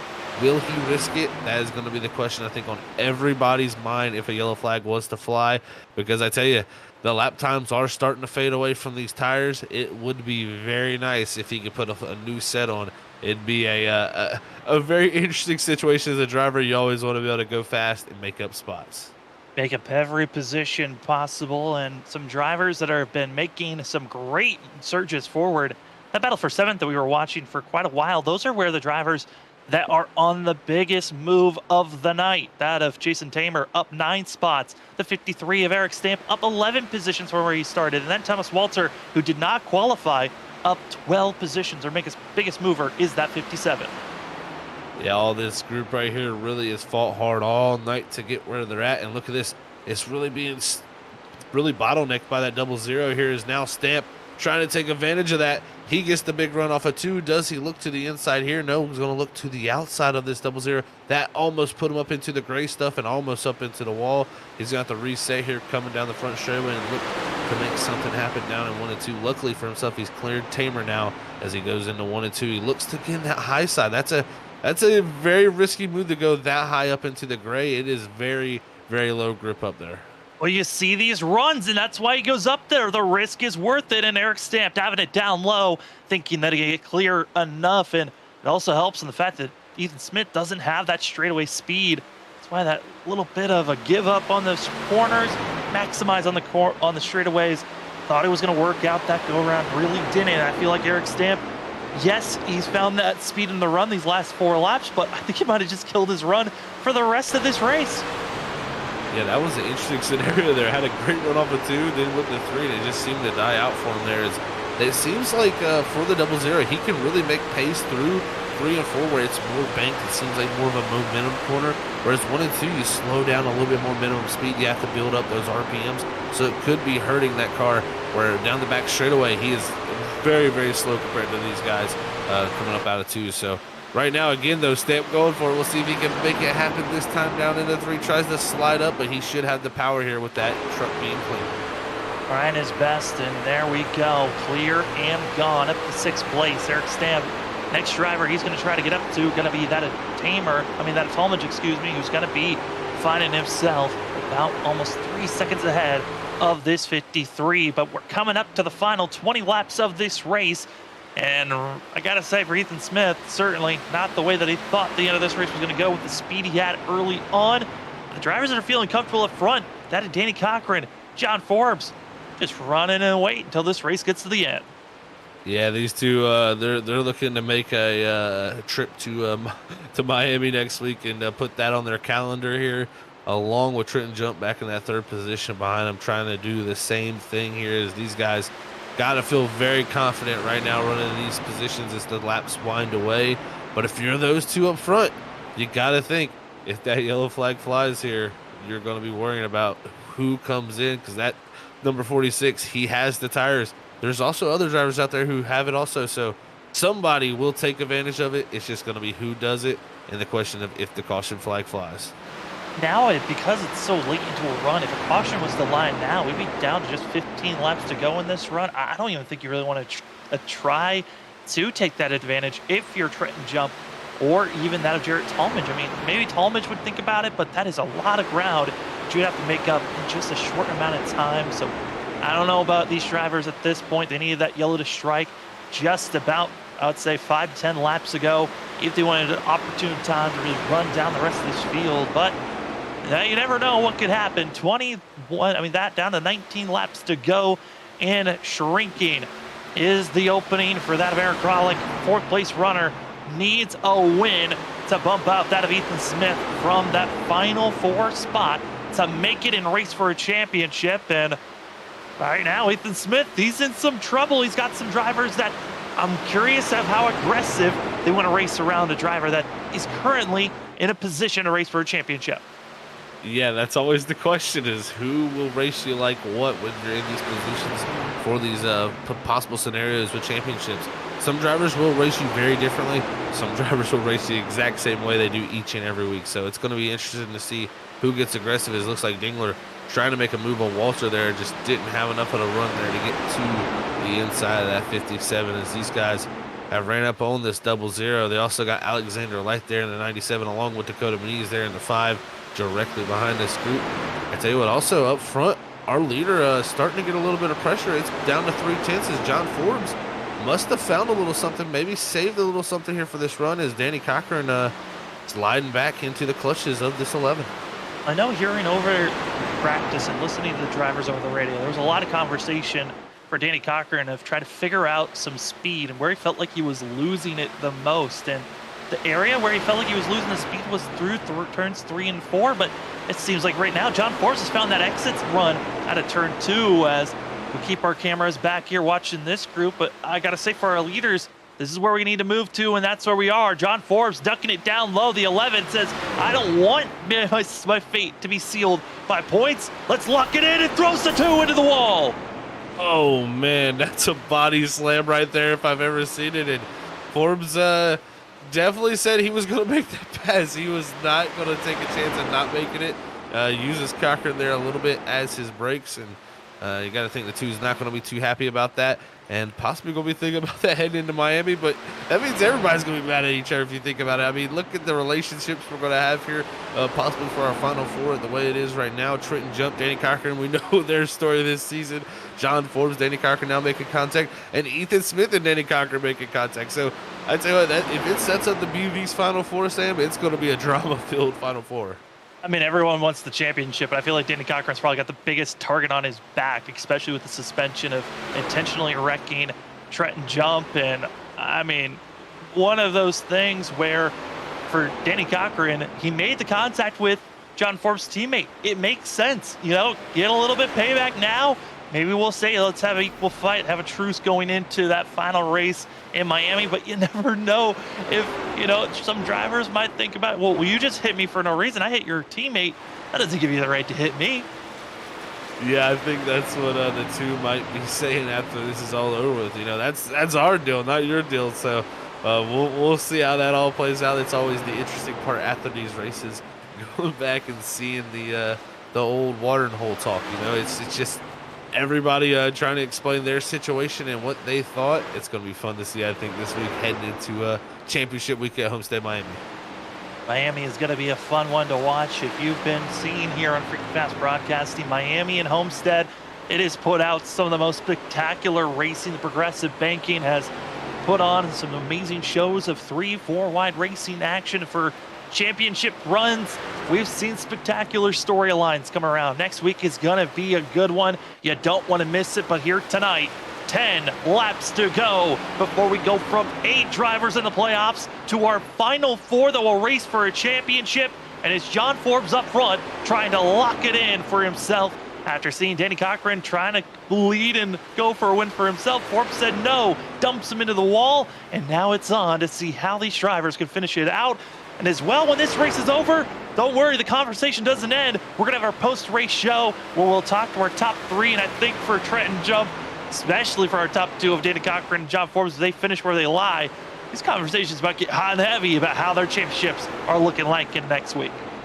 Yeah, I think these you're not going to want to miss these post-race interviews. I'm telling you that. This is going to be fun to hear the insight from our top 3 drivers here tonight. And I tell you what, you know, we say Trenton Jump is right now in 3rd, but Aaron Kralik last time by was about 3/10 quicker than him, and he has closed up the gap for that 3rd position. I don't know if he'll be able to hold on to it for there, as Trenton Jump is actually able to bring his lap time back down that time, but still Kralik a little bit faster in the 4th spot. Fourth machine, trying to find a little bit more. And also hoping for a caution to come out. If Aaron Grolick wants to make the final four, he needs a yellow. Give himself another opportunity because it's just the gap is too big. 7 laps to go here at Rockingham for Spread the Love 150, presented by the LP24 Clothing here for Rockingham Speedway. It's been a dazzling show.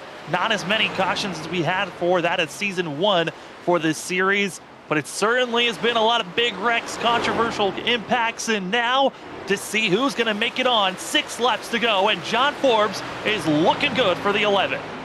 Yeah, looking good indeed. I tell you what, looking for a 5th win to add to that collection. What a season it has been. He'll be able to lock himself here in the Homestead if he can pull this off, and even if he doesn't pull off the win here, he should be able to point his way through. John Forbes, though, it's been a dream season. The only way to cap off a dream season is with a championship. We'll see what he can do next week at Homestead, Miami, but has pulled off a masterclass here tonight, Rockingham. Certainly has just continued to look as clean as possible, but gotta give note.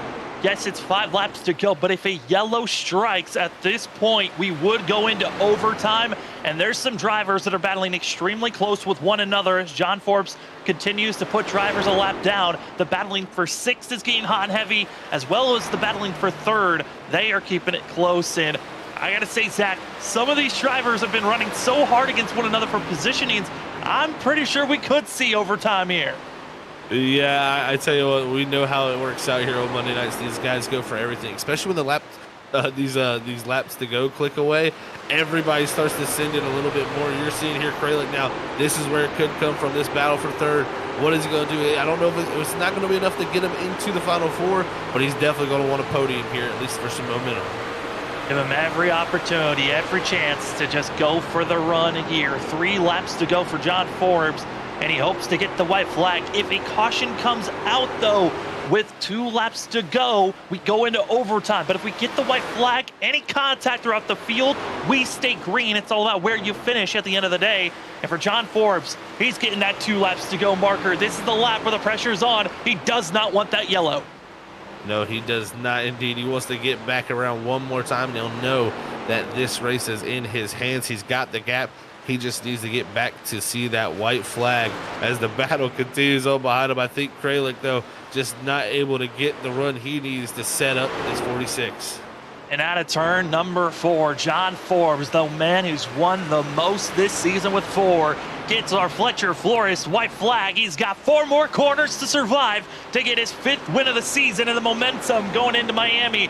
And here we go. Just one more driver to get on by. That's going to be GT Irizarry, if he wants to even get close to GT, as into 3 and 4. John Forbes, what a run for the 11. He was streaky in the middle of the season. Well, at the end, he's going to finally make it to the final 4. It's John Forbes going to get the win here at Rockingham for Spread the Love 150, and the rest of the field are coming across the line. What a race there from Forbes. 5th win of the season. And I tell you what, this sets him up for Homestead Miami with some great momentum. We've seen earlier in the season he went on a winning streak, Sam. Can he, continue that up? And let's see here. Danny Cochran there, maybe not a little bit too happy there with that contact between those two running up beside him there. No contact, but definitely possibly showing a little displeasure.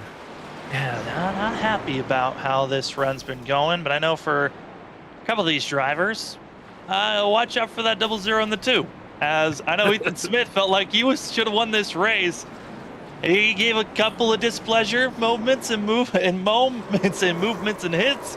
Well, now it's time to celebrate. John Forbes and as well that of Ethan Smith can both celebrate for themselves, knowing that they're both going to be unofficially making it in. We know for sure John Forbes is good on points and also with the win to move on. Trenton Jump's good on points to move on. That of Danny Cochran's good to move on to the final 4 after his win last week at Sonoma. It was that 4th spot, and I'm based off of my quick numbers. We'll have to wait for confirmation, but I believe the 0-0 of Ethan Smith will be the only driver from our final 4 from last season that will make it to the final 4 for season number 2. Oh, this is setting up great, man. I cannot wait. It's, personally, I feel like, we've had such a great playoffs up to this point, Sam. I can't wait to see these final 4 go and compete next week at Homestead. As Forbes is just, he's having a good old time with that win. Having fun, getting to burn it down. And for us up in the booth, again, like we told you, post-race show right around the corner as the 11 parks it in victory lane. We're going to step aside. When we come back, we'll have our top four. We'll have John Forbes, Danny Cochran get their thoughts on the battle for the win, and as well get Trenton Jump's thoughts on tonight's race and how he feels his comfortable level is going into next week for the championship race. We'll be back in just a few.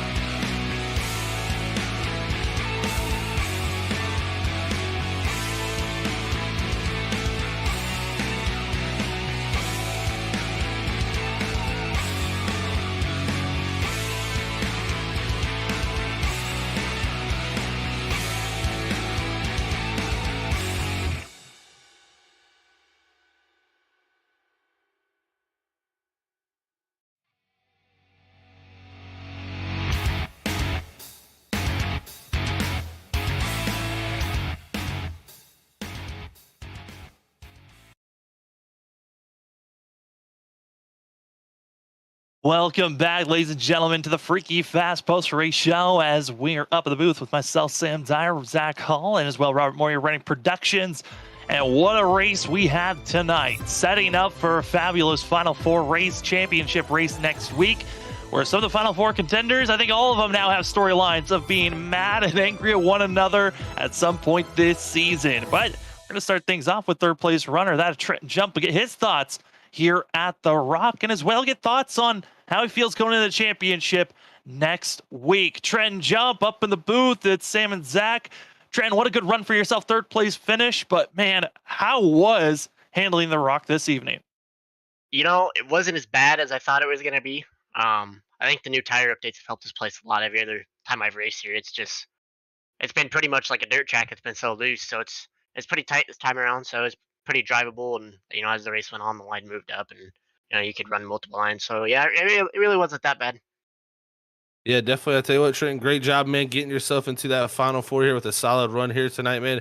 Came in 15 points up. With this track being such a wild card, how nervous were you coming in here tonight? And, what was the plan heading in here? Was it just to get a solid finish like this? I was a little nervous. I only practiced one night this week because we had the 6 hours Watkins Glen, and I hate to admit it, I put all my resources into that to try to win that. But no, I just came in and ran practice and before the race, got to a point where I felt comfortable, and I thought I almost put it on frickin' pole for a second until whoever it was, I think it was the 41 Earhart came through and cleared out pole. But no, I came in and right off the start you saw I dropped like a rock, but I initially planned on doing that so those guys could go race, and I just wanted to get good stage points, and then if I got good stage points, I could just tuck my tail the rest of the race. And I did, and I think I was the fourth fastest truck in here, so I just tucked my tail and finished it out. Well, you made it. You secured yourself into the final four there, Trenton. And how are you feeling confidence wise going into next week? I mean, you've shown speed from the start of the season to now. We're going to Homestead. You're part of the final four. How do you feel about your championship hopes? Definitely more excited now that I made it through Rockingham. I've there's been so many times in the season where we thought wins were going to happen, and we ended up getting wrecked, or something stupid happened. So I've the last few races they've been cleaner, but there was a point where we were almost working on 2 straight months of getting wrecked out of races. So to still be here and to one of my main rivals in this league didn't make the final four, so it definitely makes you feel a little bit better. So, but no, excited going in. It's been a pretty calm last month around here for me. I've just stayed quiet, stayed consistent, and points race. That's what I think I'm good at is points racing. So we got it there on one win. So don't really have too much else to say. Well, I don't think he's just your only rival. I think he might be rivals with everyone that made it into the final four now. As Trenton, before we let you go, the floor is yours for any shout outs. Yeah, just obviously want to thank you guys for broadcasting this thing. I haven't been up here to talk to you guys in a while, and just want to thank Justin at Color Teal Graphics for painting all the Armadillo Motorsports trucks. They all look great. Gonna be happy to represent him next week going for the championship. That's going to be the 46 of Trenton Jump coming away with a third place finish here this evening. But the most important thing, he has made it into the final four. Congratulations and good luck hunting for that championship next week. Thank you, boys. As now we go over to second place, where a driver that's been making a lot of ruckus and gets bumped around. He bumped other drivers around. And now he can say that he is officially, and he got to say it last week, in the final four, but certainly a little bit beat up than he wanted to be. Danny Cochran, second place runner. Danny, certainly tonight you looked fast. You got the stage win, not able to get the win itself, but man, how are you feeling confidence-wise heading into next week and also just tonight in general with tonight's race? Well, before I get into any of the interview, I just want to apologize to Ethan Smith. He was racing for a lot more than I was, and I just overshot my braking zone going into one. And whenever you're right behind somebody, I was trying to focus on getting side by side with them. And whenever you're right behind somebody, these big spoilers on these trucks, it's hard to see where you're at. And I just completely killed him. So I want to apologize to him. I want to talk to him after I get out of here and make sure everything's sorted out. But yeah, I think we showed that we have a lot of speed here. And I think that's going to be important going into this final race and just keeping our momentum up. So I'm really happy we were able to do that. And I think coming into a track like this and having speed, I think it's a big confidence booster for me, especially going into Homestead, because that's a little bit of an easier track to run, I guess you could say. And but it still has the potential to get spread out, kind of like this was. So feeling great going into Homestead. Wish the outcome was a little bit different. But yeah, can't complain overall. Well, man, still a good finish, like you said here, Danny, for second, man. Like you said, had speed all night long here. But I got to ask you about the preparation for next week here at Homestead. I know you had the win at Sonoma that locked you in. How much preparation this week went into Homestead already? Or, was it all focused on Rockingham here tonight, or was it a little bit of both? Well, I certainly didn't practice as much this week as I normally would, just because, having that security and being able to take it easy for a little bit. But we and for anybody that doesn't know, in this league we get the weather on Tuesdays, usually on Tuesdays, for the next race. So I haven't really been practicing any yet because I want to see what that weather looks like beforehand and know exactly what I'm going to be dealing with, because different weather, you drive the tracks different. So I don't want to try and prepare myself for Homestead and start forming bad habits early. But yeah, mentally been trying to get prepared, trying to think about looking at the number of laps when the stage is. Done a couple fuel runs already, so we're going to see what we look like on fuel and how we have to play it strategy-wise. Feeling really good for next week, though. Looking forward to racing these guys one more time this season, and yeah, hopefully it's a little bit smoother than it was tonight, but no hard feelings against John. Good win to him. I completely deserved what I got. I don't think it was intentional on his end, but karma, it came back around on me, that's for sure.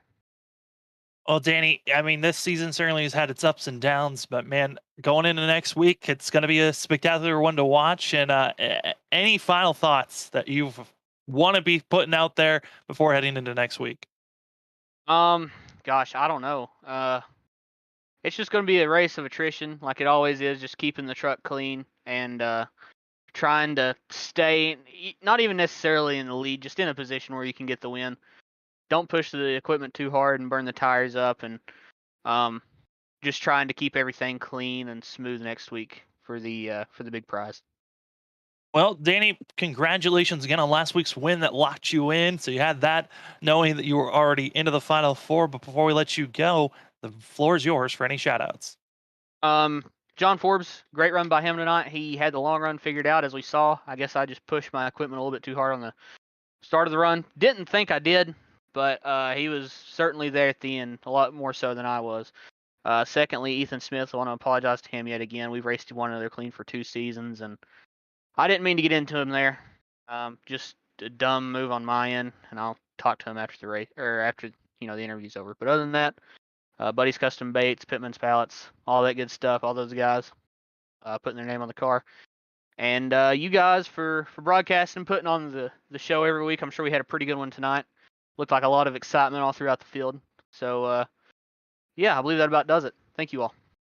That's going to be the 2 of Danny Cochran coming away with a second place finish here tonight. Congratulations on that, but good luck hunting for the championship as we head down to Victory Lane. We got ourselves John Forbes, the man who's figured out how to get to Victory Lane 5 times now this season, and now going to be trying to go for potentially number 6. But the thing that matters the most, a championship next week. Before we get too far ahead, John, got to talk about tonight. You were working with your teammate Ethan Smith for the majority of the night. Then you saw him get pushed out of the way. The move for the pass for the lead. How are you feeling about that move now that you're in Victory Lane? Yeah, it's not the way you want to do it, obviously, but yeah, I'd have moments earlier in the race with Danny, just when I'm trying to get the lead or trying to pass, and you only get like one shot at it before your tires feel kind of burnt. So I just saw that as my one shot. Danny missed 1 and 2 there on the earlier lap, so I got a run there, and I had to throw it in there and try to. It was either going to be a wreck or we were going to get it done there. So I'm glad it worked out. That it did, John. Congrats, man, on that 5th win this season, buddy. It's been a dream season up to this point. Gonna put yourself into the Final Four here too to compete for a championship next week at Homestead. I tell you, it's a strong Final Four here we got. Do you think it's gonna take that 6th win to get that championship? Yeah, unless something crazy happens, I think you're gonna have to go into this just thinking, just like real life, you're gonna have to win the race. That's just kind of how it works out. The strongest 4 guys, pretty much this whole season, we're the 4 in here. So yeah, I really think it's gonna come down to a win. Well, I mean, tonight, certainly, John, it was a strong run on your part. But man, how are you feeling overall with how this season's been going? Seems like a lot of redemption after the speed you had last season coming into this season. But how is your confidence heading into the championship week next week? I feel pretty good. I mean, the start of the season felt great. Then towards the middle, had a lot of I wasn't down on speed, but just unfortunate things would happen where I just wouldn't finish or get some damage, and your race is just over at that point. So yeah, I'm just glad we're able to bring it back here the last couple races. And it really helps with the confidence, just knowing next week it's going to be kind of similar with the tire wear, having to manage tires up by the wall. We're going to really look forward to it. It's going to be a fun driver's track. Just got to keep it smooth. Well, John, congratulations on this win. Congratulations on making it to the Final Four.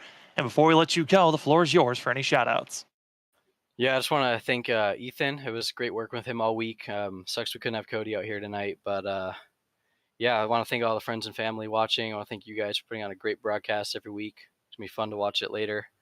Having a great night, guys. That is going to be the 11 of John Forbes coming away with the win here tonight. The most winless driver of the season gets win number 5. And congratulations on that, John, and good luck going into next week. Thanks, guys. I'll see you next week.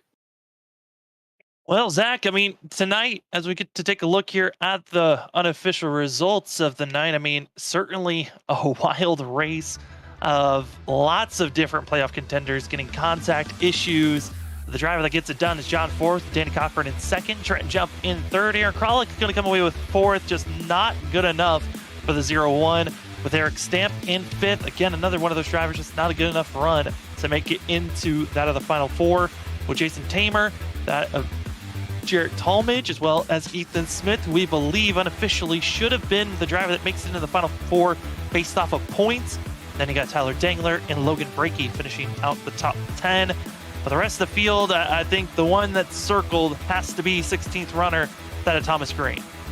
Yeah, you took the words out of my mouth there, Sam. It's pretty much him definitely there involved in that incident with Kerry Trabue earlier in this race, and that immediately took his chances and really made them very poor. And then also got to look back to 23rd, man, the guy who started on pole, led a lot of laps here in the first stage.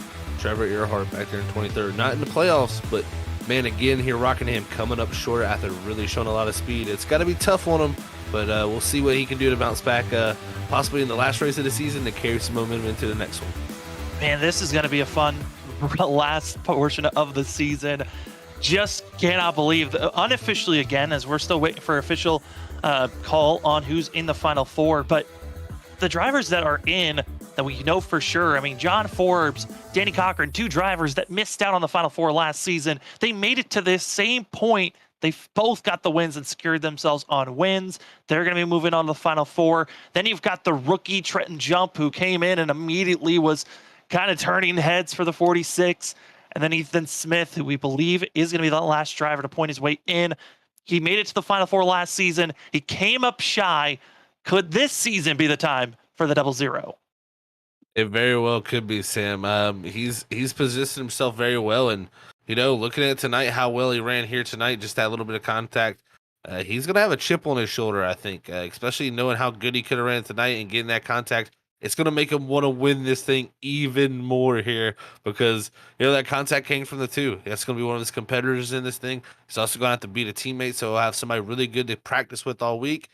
It's looking good for those two. They're going to have to be able to bounce ideas off each other, but how much will they save? That's always the question of what you want to give to your teammate, what you don't in championship week.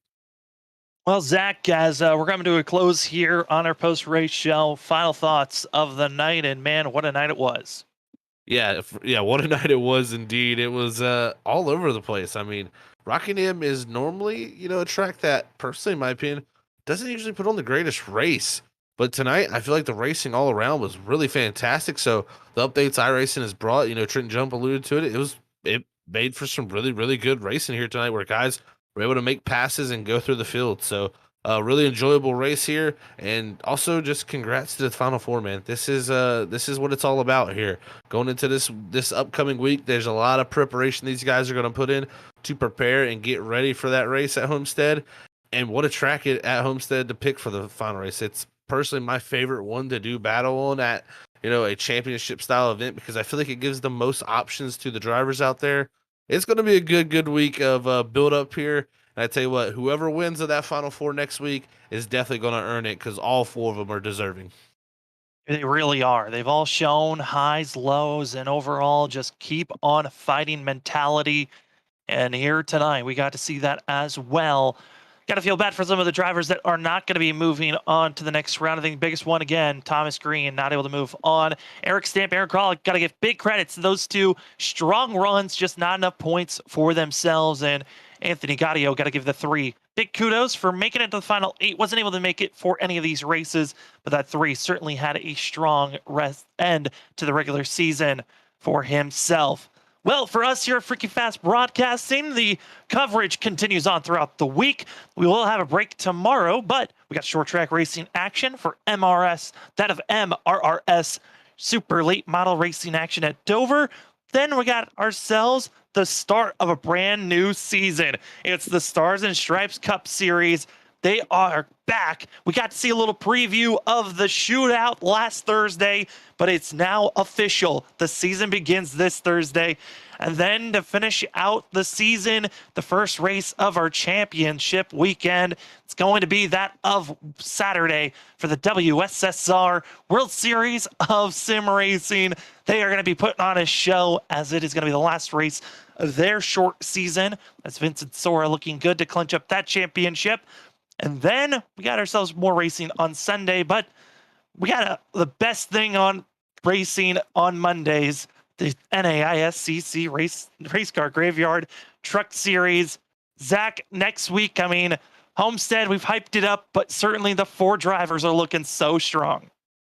So strong. And like I said earlier, any of these guys are deserving. I mean, you look at them, like you said, Sam, it's ups and downs and ebbs and flows throughout the whole entire season of where one of these drivers was kind of saying, oh, that's maybe he's the one finally. You know, John Forbes does have that outstanding stat of 5 wins, but we know a lot of those wins have came in the right time, right moment type of deal. It wasn't like he dominated a lot of those races. John Forbes is always there, though, at the end. So we know he's got that factor. I think he goes possibly as the favorite just due to those stats going into the race and how much he's been able to get the victory lane. But those other 3, they're going to be nipping right at his heels. I think Danny Cochran's been one of the best at the 1.5 miles. Trent jumped right there with him.